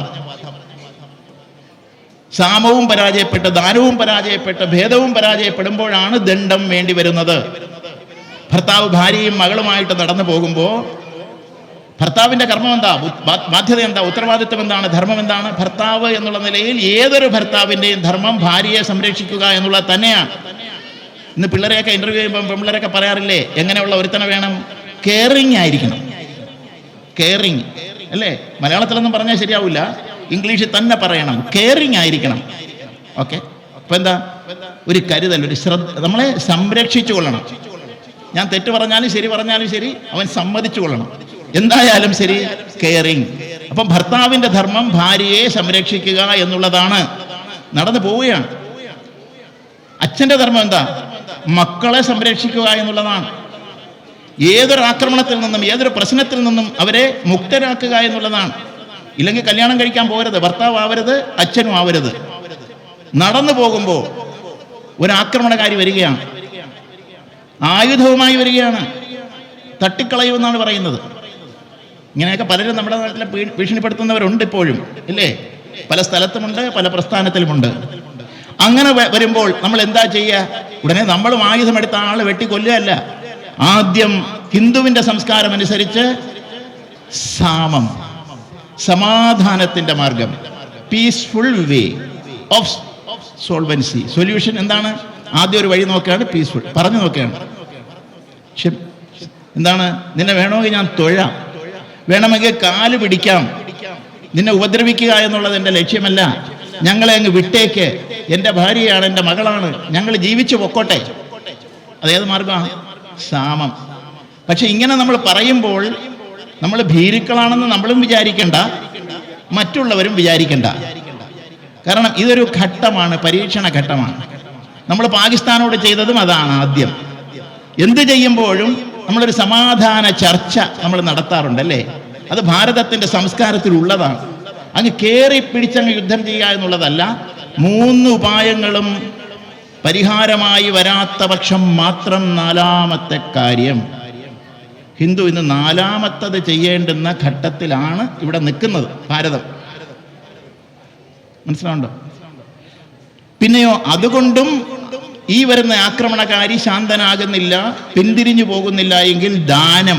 പേഴ്സ് എടുക്കുന്നു, പേഴ്സിലുണ്ടായിരുന്ന ഒരു 500 രൂപയുടെ നോട്ടെടുത്ത് കൊടുക്കുന്നു, പോയി നിനക്ക് ഇഷ്ടമുള്ളത് കുടിച്ചോ.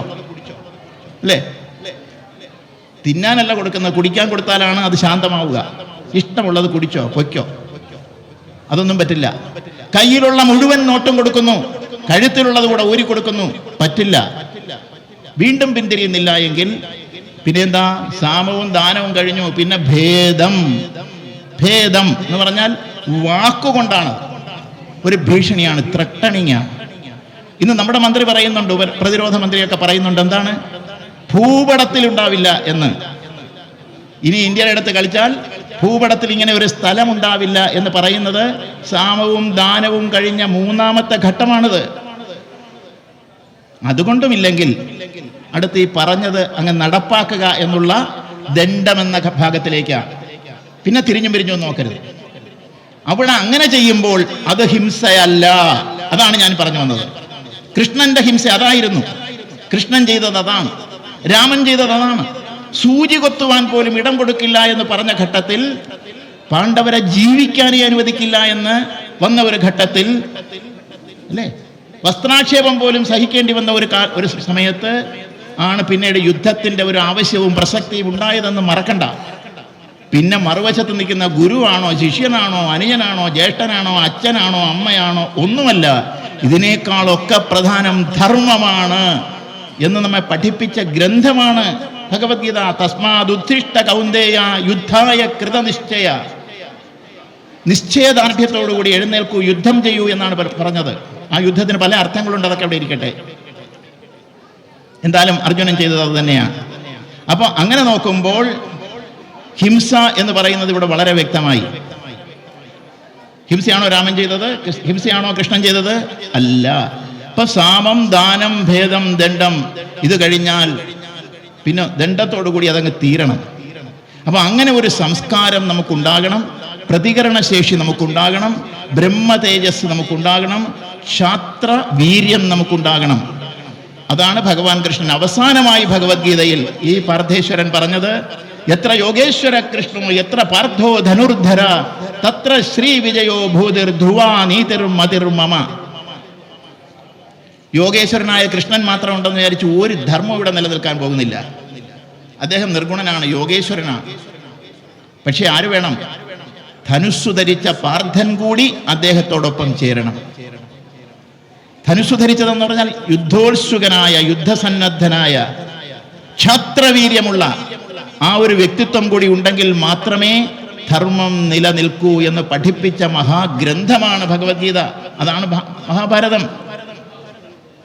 ഇത് നമ്മൾ അറിയുന്നുണ്ടോ? നമ്മൾ ഓരോ ചോദ്യം ചോദിക്കുമ്പോൾ നമ്മൾ ചൂടിപ്പോവുകയാണ്. കൃഷ്ണനെ ആക്ഷേപിക്കുന്നു, രാമനെ ആക്ഷേപിക്കുന്നു, ഗ്രന്ഥങ്ങളെ ആക്ഷേപിക്കുന്നു, ആചാരങ്ങളെ ആക്ഷേപിക്കുന്നു, അനുഷ്ഠാനങ്ങളെ ആക്ഷേപിക്കുന്നു, ക്ഷേത്ര വിശ്വാസികളെ വിശ്വാസം വ്രണപ്പെടുത്തുന്നു, ക്ഷേത്ര സ്വത്തുക്കൾ കൊള്ളയടിക്കുന്നു. എൻ്റെ വീട്ടിൽ നിന്നൊന്നും പോയിട്ടില്ലല്ലോ, അല്ലേ? എൻ്റെ വീട്ടിൽ നിന്നൊന്നും പോയിട്ടില്ലല്ലോ. ഞാൻ അവിടെ കൊണ്ടുകൊടുത്തതും പോയിട്ടില്ലല്ലോ. ഇനി എന്തൊക്കെ പോയിട്ടുണ്ട്? ഇനി സാക്ഷാൽ അയ്യപ്പൻ തന്നെയാണോ അവിടെ ഇരിക്കുന്നതെന്ന് കോടതിക്ക് ഇപ്പോൾ ഒരു സംശയം. ഈ പ്രക്രിയയിൽ വിദേശികൾ പോലും പെട്ടിട്ടുണ്ട് എന്നാണ് കോടതി ഇപ്പം സംശയം പറഞ്ഞുകൊണ്ടിരിക്കുന്നത്. നമ്മൾ പറഞ്ഞിട്ടില്ല. എനിക്ക് യാതൊരു സംശയമില്ല. സംശയത്തിന് അതീതമായി ഉറപ്പെനിക്ക് ആ കാര്യത്തിലുണ്ട്. അതുകൊണ്ടാണ്, സംശയമേ ഇല്ല. അപ്പൊ ഈ രീതിയിൽ പോകുന്നതിൻ്റെ കാരണം നമ്മൾ തന്നെയാണ്. നമ്മൾ നമ്മുടെ കർത്തവ്യങ്ങൾ അനുഷ്ഠിക്കുന്നില്ല എന്നുള്ളത് തന്നെയാണ്. ഇവിടെ എത്ര യുവാക്കളുണ്ട് ഇപ്പോൾ, കുട്ടികളായിട്ടുള്ളവർ. അതാണൊരു കാരണം. എൻ്റെ മോൻ ഇവിടെ വരാൻ പറ്റില്ല, അവന് പഠിക്കണം. എൻ്റെ മോക്കാണ് തീരെ സമയമില്ല, അവൾക്കും പഠിക്കണം. അല്ലേ? ഇവർ പഠിച്ച് എവിടെയാ പോകുന്നത്? എവിടെയായി ഇവർ ജീവിക്കാൻ പോകുന്നത്? എന്താണ് ഇവർ പഠിക്കാൻ പോകുന്നത്? ഇവർ പഠിച്ച് എന്താണ്? അച്ഛനും വേണ്ട, അമ്മയും വേണ്ട, ഭർത്താവും വേണ്ട, ഭർത്താവ് ഉണ്ടെങ്കിൽ തന്നെ മക്കളും വേണ്ട. ഇനി മക്കളുണ്ടെങ്കിൽ, ഭർത്താവ് ഉണ്ടെങ്കിലോ ഒന്നും മതി.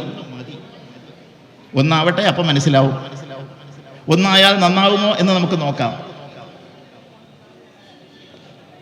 നമുക്കൊരു ചെറുത്തുനിൽപ്പിനുള്ള യാതൊരു ഇടവുമില്ലാത്ത ഒരവസ്ഥയിലേക്കാണ് നമ്മൾ പോകുന്നത്. ഭാരതീയർക്ക് പോകാനൊരു സ്ഥലമില്ല എന്ന് നമ്മൾ ആലോചിക്കേ. ഇവിടുത്തെ ക്രൈസ്തവർക്ക് പോകാൻ ഇവിടെ എത്രയോ രാഷ്ട്രങ്ങളുണ്ട്, 126 രാഷ്ട്രങ്ങളുണ്ട്. മുസൽമാന് പോകാൻ 56 രാഷ്ട്രങ്ങളുണ്ട്. ഹിന്ദുവിന് പോകാൻ എത്ര രാഷ്ട്രമുണ്ട് എന്ന് ഇവിടെ ഇരുന്നുകൊണ്ട് ഇപ്പൊ ആലോചിക്കൂ. കാശ്മീരിൽ നിന്ന് ഓടിച്ചു വിട്ടപ്പോൾ, അവിടെയുള്ള ആളുകളെ കൊന്നപ്പോൾ, ബലാത്സംഗം ചെയ്തപ്പോൾ, മാനഭംഗപ്പെടുത്തിയപ്പോൾ, സ്വത്തുകൾ കൊള്ളയടിച്ചപ്പോൾ, ക്ഷേത്രങ്ങൾ തകർത്തപ്പോൾ, വിഗ്രഹങ്ങൾ ഉടച്ചപ്പോൾ, ഭയന്ന് ഇട്ടിട്ടോടി വരാൻ കാശ്മീരിന് പുറത്ത് ഭാരതത്തിൽ വേറെ ചില സ്ഥലങ്ങളുണ്ടായിരുന്നു. ഭാരതത്തിൽ മൊത്തം അങ്ങനെ സംഭവിച്ചാൽ നമ്മൾ എവിടെയാണ് പോവുക? വലതുവശം ബംഗാൾ ഉൾക്കടലുണ്ടല്ലോ അല്ലേ? ഇന്ത്യൻ മഹാസമുദ്രമുണ്ട്, അറബിക്കടലുണ്ട്, ധാരാളം സ്ഥലം ഇവിടെയുണ്ട്. അതല്ലാതെ വേറെ നമുക്ക് നിവർത്തിയില്ല. ആ ഒരു അവസ്ഥയിലേക്ക് നമ്മൾ പോകുന്നതിൽ നിന്ന് നമ്മൾ മാറി വരണമെങ്കിൽ നമ്മുടെ കാര്യങ്ങൾ പഠിക്കുവാൻ ഇതുപോലെ ക്ഷേത്രങ്ങളിൽ, ഇതിപ്പോൾ എന്തെന്നറിയാമോ? പണ്ടൊരാൾ പ്രസംഗിക്കാൻ ആളില്ലാതെ വന്നപ്പോൾ ചെയ്തെന്തെന്നറിയാമോ? മാർക്കറ്റിൻ്റെ അടുത്ത് കൊണ്ടുപോയി മൈക്ക് തിരിച്ച് നിർത്തിയിട്ട് അവിടെ നിന്ന് അങ്ങ് പ്രസംഗിച്ചു. എന്നിട്ടൊരു ഫോട്ടോ എടുത്തു. മാർക്കറ്റിൽ, ചന്തയിൽ ആളുകൾ വരുമല്ലോ അല്ലേ, മീൻ വാങ്ങിക്കാനും മലക്കറി വാങ്ങിക്കാനും ഒക്കെ ആളുകൾ വരും. അപ്പോൾ എത്രയോ വലിയ ക്രൗഡാണ് ഇവിടെ ഉള്ളത് എന്ന് പറഞ്ഞതുപോലെ ഇപ്പം ഈ ഉത്സവമല്ലേ, ഉത്സവമാകുമ്പോൾ ഇവിടെ എന്താണ് 12 കളഭ മഹോത്സവം, അവതാര ചാർത്ത്, ഇപ്പം ഇവിടെ ആൾ കൂടും. അവരെ നമ്മൾ ഉപയോഗിക്കുക അല്ലേ? ഈ അവസരം പരമാവധി പ്രയോജനപ്പെടുത്തുക. അതുകൊണ്ടാണ് ഞാൻ പറഞ്ഞത്, കേൾക്കാൻ വേണ്ടി വന്ന എത്ര ആളുകളുണ്ടെന്ന് ആദ്യമേ ചോദിച്ചത് അതാണ്. ഭഗവാനെ കാണാൻ വരുന്നത് തെറ്റെന്നല്ല പറഞ്ഞത്. അപ്പൊ എന്താണ് കാര്യം? അവിടെ ഇരിക്കുന്ന ഭഗവാൻ തന്നെ ആരാണ്, എന്താണെന്ന് അറിയണമെങ്കിൽ ഇങ്ങനെ ഒരു പരിപാടി കൂടെ ഇവിടെ വേണം അല്ലേ? നമ്മൾ കൈകാര്യം ചെയ്യാൻ പോകുന്ന ഒരു കാര്യം എന്താണെന്ന് അറിഞ്ഞ് കൈകാര്യം ചെയ്താൽ ആ കൈകാര്യം ചെയ്യലിന് ഒരു വിജയമുണ്ടാകും. ഒരു കമ്പ്യൂട്ടറാകട്ടെ, ഒരു ഫോണാകട്ടെ, എന്തായാലും ഒരു മെഷീനാകട്ടെ, അതെങ്ങനെയാണ് പ്രവർത്തിപ്പിക്കേണ്ടത്, അതിൻ്റെ പ്രയോജനം എനിക്ക് എങ്ങനെയാണ് ലഭിക്കേണ്ടത് എന്നുള്ളത് നമ്മൾ പഠിച്ച് ചെയ്യുമ്പോൾ അതുകൊണ്ട് പ്രയോജനമുണ്ടാകും. അതിനുവേണ്ടി ചെലവാക്കുന്ന പൈസയ്ക്ക് ഒരു പ്രയോജനം ഉണ്ടാകും. രാവിലെ മുതൽ വൈകുന്നേരം വരെ കർമ്മം ചെയ്യുന്നവരല്ലേ നിങ്ങൾ? ഇനി എത്ര സമയമുണ്ട്? സമയം പറയണം കേട്ടോ. പറയാമോ? ഇവിടെ ഇരിക്കുന്നവർ ചില കാര്യങ്ങൾ ചിന്തിപ്പിക്കുന്നു മാത്രമേ ഉള്ളൂ. നിങ്ങൾ എല്ലാവരും കർമ്മം ചെയ്യുന്നില്ലേ? എല്ലാവരും കർമ്മം ചെയ്യുന്നില്ലേ? രാവിലെ തൊട്ട് വൈകുന്നേരം വരെ, ഉറങ്ങുന്നത് വരെ ഉണ്ടോ ഇല്ലയോ? പല പല കർമ്മങ്ങൾ ചെയ്യുന്നു. ശരിയാണോ? ശരിയല്ല. നിങ്ങൾ ഒരു കർമ്മവും ചെയ്യാറില്ല. എന്താ അങ്ങനെ പറയുന്നതെന്നാണ്. എന്താണ് ഈ കർമ്മം എന്ന് നമ്മൾ അറിയുന്നില്ല. അതാണ് ഞാൻ പറയാൻ കാര്യം. നിങ്ങളൊക്കെ ചെയ്യുന്നത്, നമ്മളൊക്കെ ചെയ്യുന്നത്, ഞാൻ എന്നെയും കൂടെ ചേർക്കുന്നില്ല, കാരണം ഞാൻ കുറച്ച് വ്യത്യസ്തനാണ് ആ കാര്യത്തിൽ. വെറും അധ്വാനമാണ് നമ്മൾ ചെയ്യുന്നത്. ശ്രദ്ധിച്ച് മനസ്സിലാക്കൂ. We are all doing work. നമ്മൾ ചെയ്യുന്നത് വർക്കാണ്, അധ്വാനമാണ്. നമ്മൾ ചെയ്യുന്നത് വേലയാണ്. നമ്മൾ ചെയ്യുന്നത് ജോലിയാണ്. നമ്മൾ ചെയ്യുന്നത് വൃത്തിയോ പ്രവൃത്തിയോ ആണ്. നമ്മൾ ചെയ്യുന്നത് കർമ്മമല്ല. അല്ല. സായിപ്പാണ് നമ്മളെ പഠിപ്പിച്ചത്, work is worship, never. Work worship അല്ല. യോഗ കർമ്മസ്സു കൗശലം എന്ന് പറയുന്നുണ്ട്. കർമ്മം കൗശലത്തോടുകൂടി ചെയ്യണം. കൗശലത്തോടുകൂടി കർമ്മം ചെയ്താൽ എന്താകും? യോഗയാകും, പൂജയാകും. വർഷിപ്പാകും. അപ്പൊ കർമ്മം എന്ന് പറയുന്നത് എന്താണ് എന്ന് മാത്രം പറഞ്ഞുകൊണ്ട് ഞാനിത് അവസാനിപ്പിച്ചോളാം. കർമ്മം എന്നുള്ളത് പറയാൻ തന്നെ 3 മണിക്കൂർ എടുക്കും. അന്നാത് ഭവന്തി ഭൂതാനി പർജന്യാത് അന്നസംഭവ യജ്ഞാത് ഭവതി പർജന്യോ യജ്ഞ കർമ്മ സമുദ്ഭവ. അതിൽ അവസാനത്തെ വരി യജ്ഞ കർമ്മ സമുദ്ഭവ. യജ്ഞമുണ്ടാകുന്നത് എവിടെ നിന്നാണ് എന്ന് ചോദിച്ചാൽ കർമ്മത്തിൽ നിന്നാണ്. നിങ്ങൾ ചെയ്യുന്ന ഏതെങ്കിലും ഒരു പ്രവൃത്തിയിൽ നിന്ന് യജ്ഞം ഉണ്ടായാൽ മാത്രമേ, യജ്ഞഫലം സിദ്ധിച്ചാൽ മാത്രമേ അതിനെ കർമ്മം എന്ന് വിളിക്കാവൂ. ഇനി കുറച്ചുകൂടെ വിശദമാക്കാം അല്ലേ. അന്നാത് ഭവന്തി ഭൂതാനി, അന്നത്തിന് നമ്മുടെ സംസ്കാരം, നമ്മുടെ ഭാരതത്തിൻ്റെ സംസ്കാരം, ഗ്രന്ഥങ്ങൾ, ധർമ്മഗ്രന്ഥങ്ങൾ അങ്ങേയറ്റം പ്രാധാന്യം കൊടുത്തിട്ടുണ്ട്. അന്നം ബ്രഹ്മൈവ ഭവതി, അന്നം തന്നെയാണ് ബ്രഹ്മമായി തീരുന്നത് എന്ന് പറഞ്ഞിട്ടുണ്ട്. നിങ്ങൾ കഴിച്ച ആഹാരമല്ലേ നിങ്ങൾ ഇവിടെ ഇരിക്കുന്നതൊക്കെ അല്ലേ? നമ്മൾ കഴിച്ച ആഹാരമല്ലേ ഈ കാണുന്നത്? നിങ്ങൾ ഗർഭിണിയായിരുന്ന സമയത്ത് കഴിച്ച ആഹാരമല്ലേ ആ കുഞ്ഞിൻ്റെ ശരീരം അല്ലേ? ആഹാരം കഴിക്കാതിരുന്നാൽ ശരീരത്തിൽ ആ കുഞ്ഞ് വളരുമോ? നമ്മൾ 50, 60, 70, 80, 90, 100, 150 ഒക്കെ കിലോ ആയിട്ടിരിക്കുമ്പോൾ ഇതൊക്കെ എന്താ? നമ്മൾ കഴിച്ച ആഹാരമാണ്. ഒരു മാസം ആഹാരം കഴിക്കാതിരുന്ന് നോക്കൂ, എത്രയുണ്ടാകും ശരീരത്തിൻ്റെ ഭാരം? നമുക്ക് ആർക്കെങ്കിലും ജീവിച്ചിരിക്കാൻ പറ്റുമോ? അന്നം ബ്രഹ്മൈവ ഭവതി, അന്നം അന്നേ പ്രതിഷ്ഠിതം, അന്നം ബഹുകുർവേദ. അതുകൊണ്ട് അന്നം വളരെയധികം ഉണ്ടായിക്കൊള്ളാനാണ് പറയുന്നത്.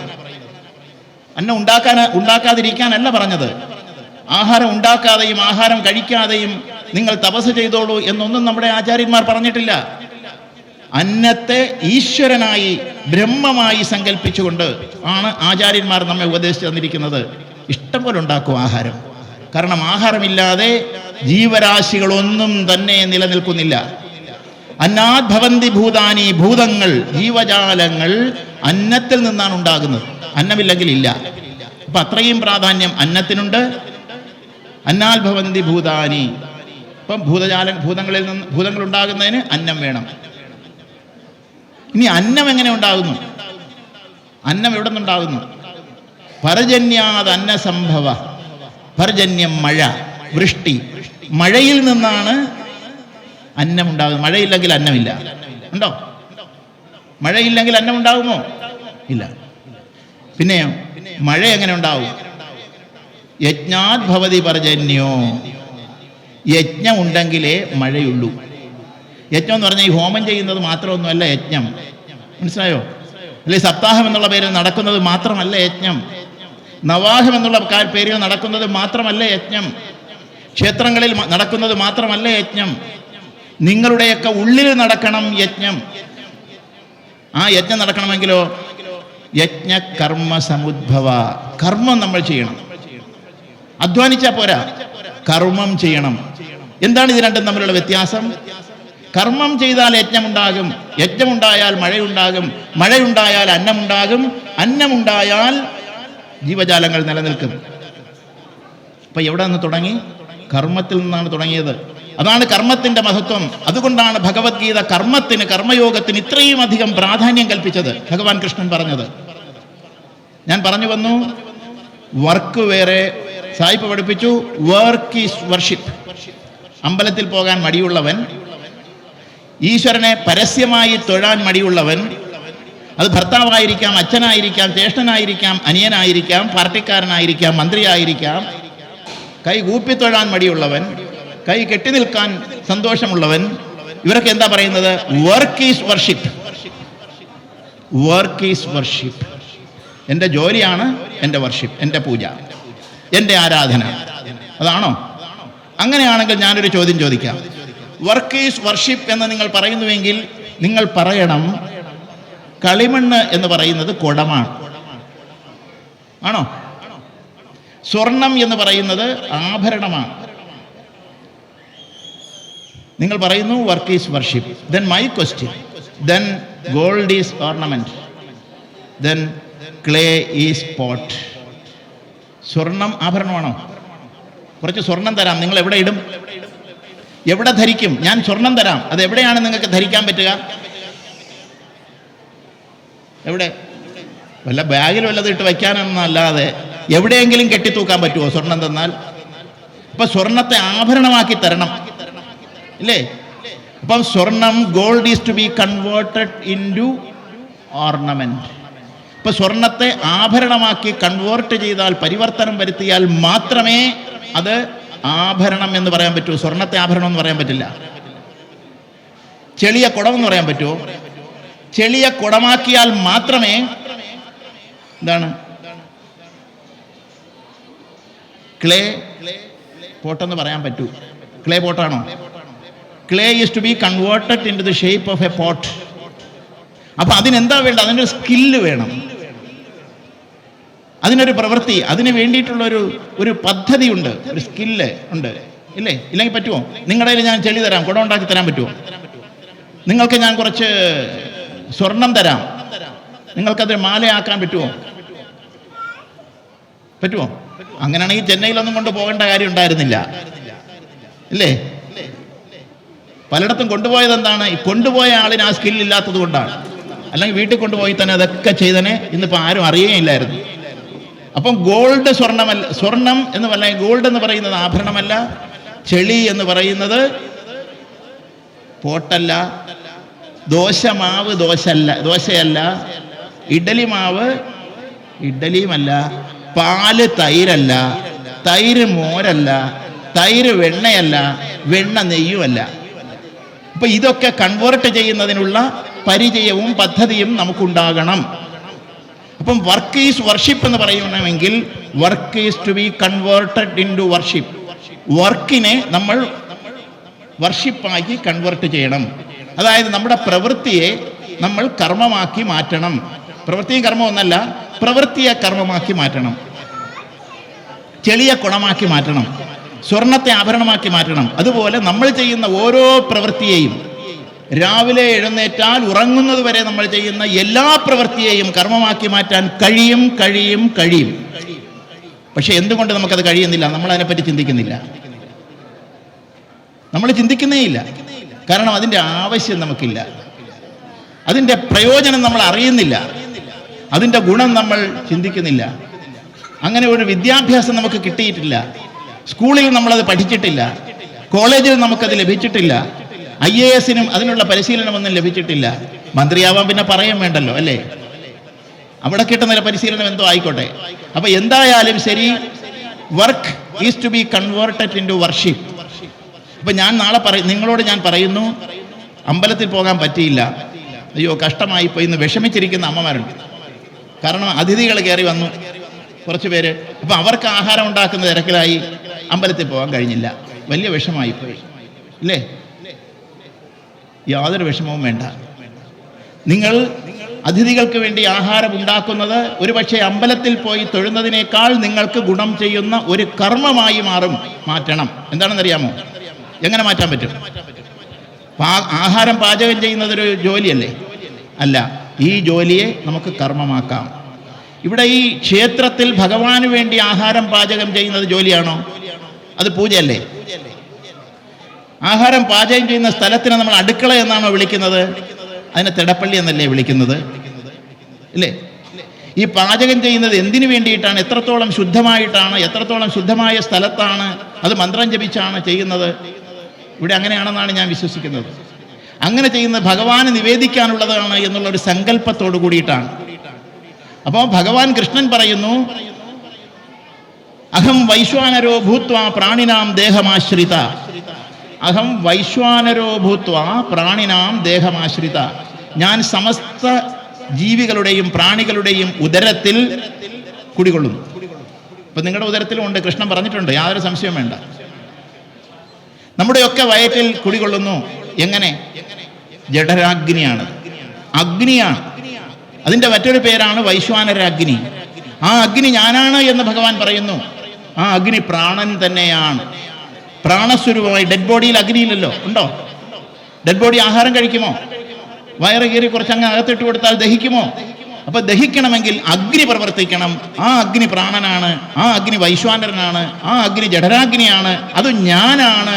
ഞാൻ സമസ്ത പ്രാണികളുടെയും ഉദരത്തിൽ സ്ഥിതി ചെയ്യുന്നു. അപ്പൊ നിങ്ങൾ ആഹാരം കഴിക്കുകയാണോ? ഞാൻ ഇനിയൊരു രഹസ്യം വെളിവാക്കാം. നിങ്ങൾ എന്നോടൊരു ചോദ്യം ചോദിച്ചാൽ ഞാൻ ഉത്തരം പറയാം. സ്വാമി ആഹാരം കഴിക്കാറുണ്ടോ എന്നാണ് ചോദ്യം. ചോദിക്കുന്നുണ്ടോ ആരെങ്കിലും? ഇത് ഞാൻ നിങ്ങളോട് ചോദിക്കാം. നിങ്ങൾ ആഹാരം കഴിക്കുന്നവരാണോ? കഴിക്കാറുണ്ടോ? ഉണ്ടോ? ഉണ്ട്. വെള്ളം കുടിക്കാറുണ്ടോ? ഉണ്ട്. ഞാനോ? അതല്ലേ, അങ്ങനെ ചെയ്യാറില്ലേ? പിന്നെ ഇങ്ങനെ ശരീരമൊക്കെ ഉണ്ടാവും. എന്നാൽ ഞാനൊരു സത്യം പറയാം. സ്വാമിമാര് കള്ളം പറയാറില്ലല്ലോ, ചില സ്വാമിമാര്. സ്വാമി എന്നാണ് ഞാൻ പറയാം, സ്വാമിയല്ല. സ്വാമിമാര് കള്ളം പറയില്ല, സ്വാമിമാര് ചിലപ്പോൾ കള്ളം പറഞ്ഞിരിക്കും, സത്യം വല്ലപ്പോഴും. എന്തായാലും ഞാൻ കള്ളം പറയാറില്ല. അതുകൊണ്ട് ഞാൻ പറയുന്നു, ഞാൻ ആഹാരം കഴിക്കാറേ ഇല്ല. ഇപ്പൊ കഴിച്ചിട്ട് കുറേ കാലമായി. നിങ്ങൾ കഴിക്കാറുണ്ട്. നിങ്ങൾ നാളെ തൊട്ട് ആഹാരം കഴിക്കരുത് എന്നുള്ള ഒരു അപേക്ഷ വെക്കാനാണ് ഞാൻ ഇങ്ങോട്ട് വന്നത്. ഇനി സ്വാമി ഇങ്ങോട്ട് വരണ്ട എന്നായിരിക്കും അല്ലേ? എന്നാൽ ഇന്നത്തെ ഈ സത്സംഗം കഴിഞ്ഞ് നിങ്ങൾ പോയാൽ നിങ്ങൾ ഇനി ആഹാരം കഴിക്കില്ല എന്നുള്ള ഉറപ്പാണ്. ഞാൻ കൂടോത്രമൊന്നും ചെയ്യില്ല കേട്ടോ, മന്ത്രവാദം ചെയ്തല്ല ഞാൻ ഈ ചെയ്യാൻ പോകുന്നത്. ഒരു മന്ത്രം നിങ്ങൾക്ക് പറഞ്ഞു തന്നിട്ടാണ്. എന്താണ് ഞാൻ അങ്ങനെ പറയാനുള്ള കാര്യം? ഭഗവാൻ കൃഷ്ണൻ പറയുന്നു നിങ്ങളുടെ ഉള്ളിലിരിക്കുന്നത് ഞാനാണെന്ന്. അപ്പൊ നമ്മൾ കഴിക്കുകയാണോ കൊടുക്കുകയാണോ? നമ്മൾ ഭഗവാന് കൊടുക്കുകയാണോ നമ്മൾ കഴിക്കുകയാണോ? അകത്ത് ആഹാരം ഉണ്ടാക്കിക്കൊണ്ട് പോയിട്ട് പൂജാരി അവിടെ ഇരുന്ന് കഴിക്കുകയാണോ ഇന്ന്? ആണോ? എനിക്ക് അറിഞ്ഞൂടാ കേട്ടോ, ഇവിടുത്തെ ആളിനെ എനിക്ക് നേരിട്ട് അറിയാം, അതുകൊണ്ട് അങ്ങനെ ചെയ്യുന്ന ആളല്ല. കൊടുക്കുകയാണ്. അപ്പൊ നമ്മൾ ആഹാരം കഴിക്കുകയല്ല വേണ്ടത്, നമ്മൾ ആഹാരം കൊടുക്കുകയാണ് വേണ്ടത്. ആ കൊടുക്കലിന് ഭഗവാനാണ് കൊടുക്കുന്നതെങ്കിൽ ആ കൊടുപ്പിന് വേറൊരു പേരുണ്ട്, നിവേദിക്കുകയാണ് ചെയ്യുന്നത്. അപ്പൊ നമ്മൾ ആഹാരവും വെള്ളവും ഒക്കെ നിവേദിക്കുക. മനസ്സിലാണ്ടോ?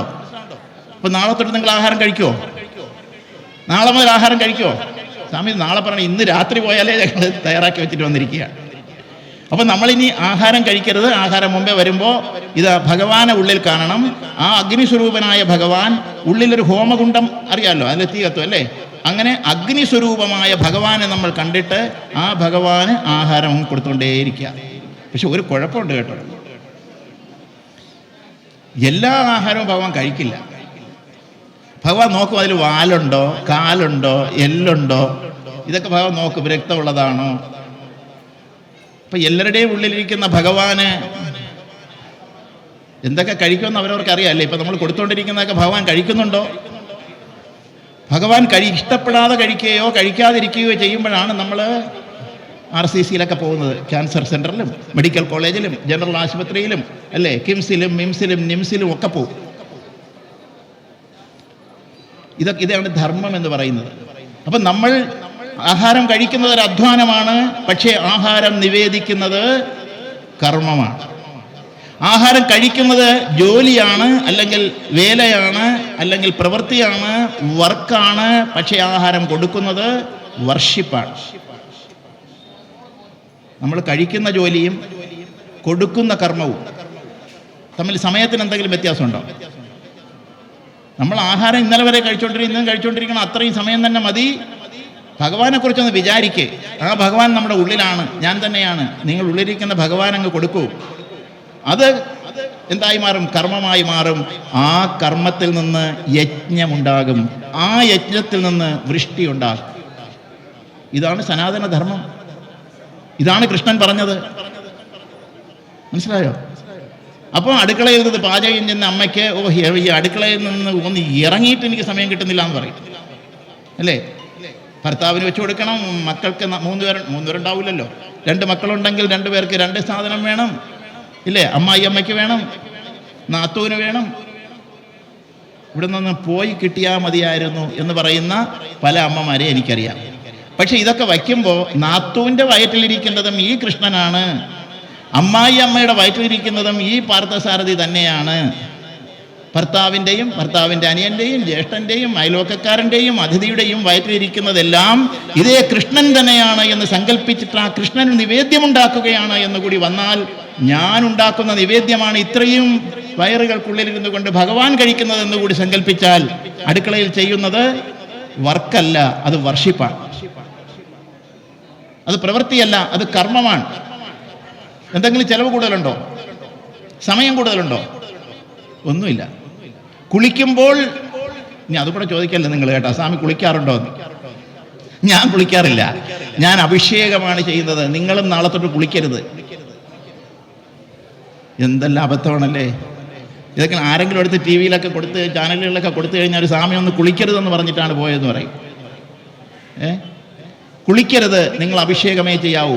പക്ഷെ ഷവർ തുറന്നൊക്കെ വയ്ക്കുമ്പോഴോ നീ കപ്പിലോ അല്ലെ ബക്കറ്റിലോ ഒക്കെ എടുത്ത് നിറയെ ഒഴിക്കുമ്പോഴോ ഭഗവാന്റെ ശിരസിലൂടെ വെള്ളം ഒഴിക്കുന്നതായി, ആ വെള്ളം ഒഴിക്കുന്നതിനെയും കുളിപ്പിക്കുന്നതിനെയും അഭിഷേകം എന്ന ഒരു പേരാണുള്ളത്. അപ്പം നമ്മൾ കുളിക്കാറില്ല, അഭിഷേകം ചെയ്യാറേ ഉള്ളൂ. എങ്കിൽ കുളിക്കുന്നതും പൂജയാണ്. മനസ്സിലുണ്ടോ? നമ്മൾ അഭിഷേകം ചെയ്തിട്ടുണ്ടോ ഇതുവരെ?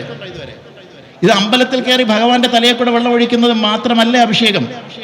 സങ്കല്പം കൊണ്ട് കുളിയെ നമുക്ക് അഭിഷേകമാക്കാം, കഴിക്കുന്നതിനെ നിവേദ്യമാക്കാം, പൂജയാക്കാം. ഇനി എന്താ പാടില്ലാത്തത്? അടിച്ചു വരുന്നതാണോ? മുറ്റം വരുന്നതാണോ? മുറ്റം അടിച്ചു തെളിക്കുന്നതാണോ? അതും പൂജയാണ്. എങ്ങനെ? ഭഗവാന്റെ ശരീരമാണ് ഈ പ്രപഞ്ചം. വിരാട് സ്വരൂപനായ ഭഗവാന്റെ ശരീരം എന്ന് പറയുന്നത് ഈ പ്രപഞ്ചമാണ്. ആ ചൈതന്യത്തെ ഹിരണ്യഗർഭൻ എന്ന് പറയും. എന്തായാലും ഈ പ്രപഞ്ചത്തിൽ നിന്ന് അല്ലെങ്കിൽ ഭഗവാന്റെ ശരീരത്തിൽ നിന്ന് മാലിന്യങ്ങൾ മാറ്റുന്നു. ക്ഷേത്രത്തിൽ ഭഗവാന്റെ വിഗ്രഹത്തിൽ നിന്ന് പൂജാരി എങ്ങനെയാണോ നിർമാല്യം എന്നുള്ള പൂജ നടത്തുന്നത്, ഇന്നലത്തെ പുഷ്പവും കാര്യങ്ങളും ഒക്കെ മാറ്റി തേച്ച് വൃത്തിയാക്കുന്നത്, അതുപോലെ നമുക്ക് നമ്മുടെ മുറ്റമടിക്കുമ്പോഴും നമ്മൾ പരിസരം വൃത്തിയാക്കുമ്പോഴും സങ്കല്പിക്കുവാൻ കഴിഞ്ഞാൽ അത് നീചമായ, മോശമായ, തരം താണ, വിദ്യാഭ്യാസമുള്ള, ഡിഗ്രികളുള്ള ഒരാളിന് യോജിക്കാത്തതാണ് എന്നൊന്നുമുള്ളൊരു ചിന്ത നമുക്ക് വരില്ല. കാരണം നമ്മൾ ചെയ്യുന്നത് അതാണ്. ജഗദ്ഗുരു സ്വാമി സത്യാനന്ദ സരസ്വതി തൃപ്പാദങ്ങൾ ഗുരുനാഥൻ തിരുവനന്തപുരത്ത് ശ്രീരാമനവമി ആഘോഷത്തിൻ്റെ ഭാഗമായി 12 ദിവസം നടത്തിയ ഹൈന്ദവ സമ്മേളനങ്ങളുണ്ട്. അതിൻ്റെ അവസാനത്തെ ദിവസം ഭഗവാൻ ശ്രീരാമചന്ദ്രൻ്റെ എഴുന്നള്ളത്താണ്, ആറാട്ടാണ്. ആ ആറാട്ട് നടക്കുന്നതിൻ്റെ തലേ ദിവസം രാവിലെ തൊട്ട് ചെയ്യുന്ന പൂജ നഗര ശുചീകരണ പൂജയാണ്. കുട്ടയും വട്ടിയും മൺവെട്ടിയും കുന്താലിയും എല്ലാം എടുത്തുകൊണ്ട് സ്വാമിയുടെ ഭക്തന്മാർ പറയാ പോവും. അതിൽ ഡോക്ടർമാരും എഞ്ചിനീയർമാരും എല്ലാ പദവിയിലുള്ളവരുമുണ്ട്, സാധാരണക്കാരുണ്ട്. സ്വാമിക്ക് അങ്ങനെയൊന്നുമില്ല. മനസ്സിലായി? എല്ലാവരും കൂടെ നിന്നിട്ട് 24 മണിക്കൂർ തുടർച്ചയായി ക്ലീൻ ചെയ്തിട്ടുണ്ട്. ചാല കമ്പോളത്തിൻ്റെയൊക്കെ വൃത്തിയായിട്ട് നിങ്ങൾക്ക് അറിയാമല്ലോ. ചത്ത പെരിച്ചാഴിയും എലിയും അതും ഇതും ചപ്പും ചവറും ഇതെല്ലാം വാരി ലോറിയിലാക്കി എത്രയോ ലോറിക്കണക്കിന് ലോഡ് മാറ്റിയിട്ടുണ്ട്. നഗര ശുചീകരണം. ശബരിമല വൃത്തിയാക്കുന്നതിന് സ്വാമിജി പോയിട്ടുണ്ട്. എത്രയോ പേർ അദ്ദേഹത്തിന് അനുഗമിച്ചിട്ടുണ്ട്. മറ്റുള്ളവരോടൊപ്പം നിന്ന് വൃത്തിയാക്കുന്ന ചടങ്ങിൽ അദ്ദേഹം പങ്കെടുത്തിട്ടുണ്ട്. അവിടെയൊന്നും സ്വാമിജിയുടെ ഈശ്വരൻ വിട്ടുപോയിട്ടില്ല, സ്വാമിജിയുടെ തപസ് നഷ്ടപ്പെട്ടിട്ടില്ല. നമ്മൾ എന്നാണിത് പഠിക്കുന്നത്?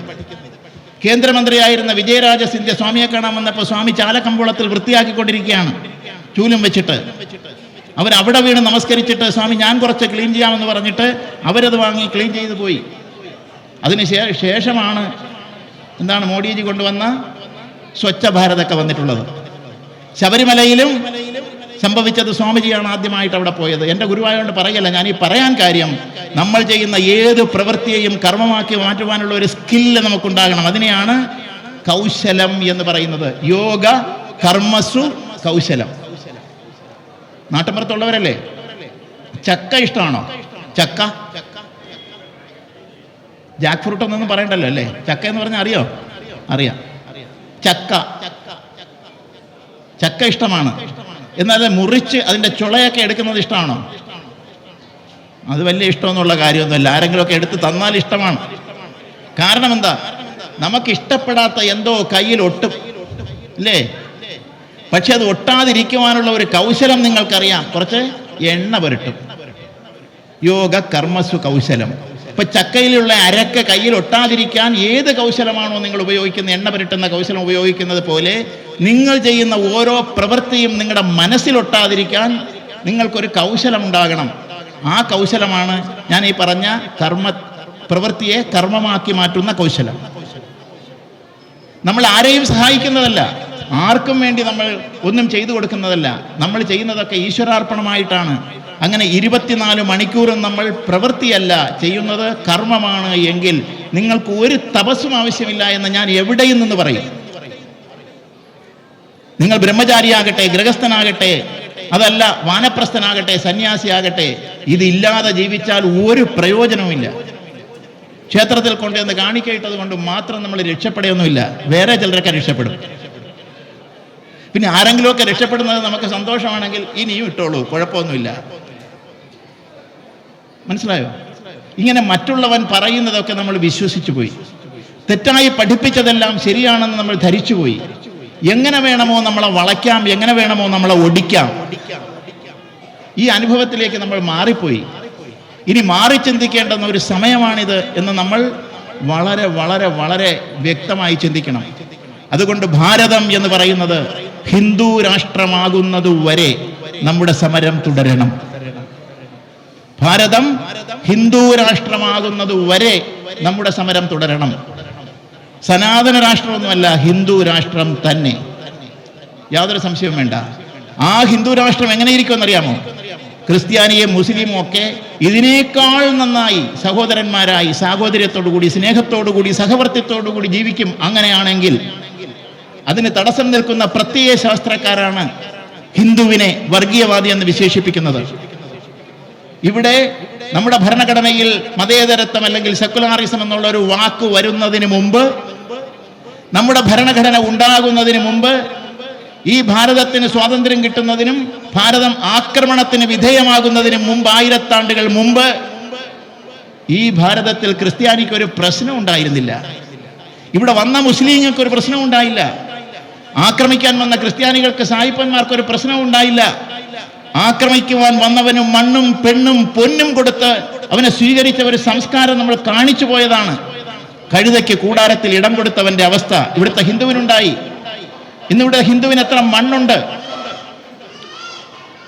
എത്ര മണ്ണുണ്ട്, എത്ര ബിസിനസ് ഉണ്ട്, എത്ര ഉടമസ്ഥ അവകാശമുണ്ട്, എത്ര വോട്ടിംഗ് പവർ ഉണ്ട്. 8 ആയോ മണി? ഇവിടെ കൊട്ടിയപ്പോ നമ്മുടെ എന്താണ് പ്രഭാഷണത്തിന്റെ മുകളിലൊരു കൊട്ടാണെന്ന് തോന്നി, അതുകൊണ്ടാണ്. ഇനി എത്ര മിനിറ്റ് ഉണ്ട് പറഞ്ഞു? ആയി, ഓക്കെ. ഞാൻ പറഞ്ഞാൽ നിങ്ങൾ കേട്ടോണ്ടിരിക്കും, നിങ്ങൾ കേട്ടോണ്ടിരുന്നാൽ ഞാൻ പറഞ്ഞുകൊണ്ടിരിക്കും.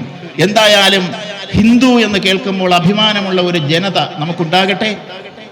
അടുത്ത തലമുറയെ നമ്മൾ ബലി കൊടുക്കാതെ നമുക്ക് സംരക്ഷിക്കുവാൻ കഴിയുന്ന രീതിയിൽ ഒത്തൊരുമയോടുകൂടി മുന്നോട്ട് പോകുവാൻ നമുക്ക് കഴിയട്ടെ. ജാതിയുടെയും പാർട്ടിയുടെയും ഒക്കെ അതിർവരമ്പുകളിൽ കുടുങ്ങിപ്പോകാതെ ജാതിക്കും പാർട്ടിക്കുമൊക്കെ അതീതമായി ഞാൻ ഹിന്ദുവാണ് എന്ന് വിശ്വസിച്ചുകൊണ്ട് ലോകം ഒരു കുടുംബം എന്ന് പ്രഖ്യാപിച്ചപ്പോൾ അതിൽ മുസ്ലിം വേറെയല്ല, ക്രിസ്ത്യാനി വേറെയല്ല, കമ്മ്യൂണിസ്റ്റ് വേറെയല്ല, കോൺഗ്രസ് വേറെയല്ല, പുല്ലും പുഴുവും പാമ്പും പശുവും കടലും നദിയും പർവ്വതവും വേറെയല്ല. ഇതെല്ലാം ചേർന്ന ഒരു കുടുംബത്തിന്റെ സുന്ദരമായ ഒരു ചിത്രീകരണമാണ് നമ്മുടെ ഗുരുക്കന്മാർ നമ്മുടെ മുന്നിൽ അവതരിപ്പിച്ചത് എന്ന് കണ്ടുകൊണ്ട് ലോക സമസ്ത സുഖിനോ ഭവന്തു എന്ന് പ്രഖ്യാപിച്ച ആ സംസ്കാരം ഇവിടെ നിലനിന്നാൽ മാത്രമേ ഭാരതം നിലനിൽക്കൂ, നമ്മുടെ തലമുറകൾ നിലനിൽക്കൂ, ഈ സംസ്കാരം നിലനിൽക്കൂ. അതിന് നമ്മൾ കേട്ടതൊക്കെ ഒന്ന് ചിന്തിക്കുക.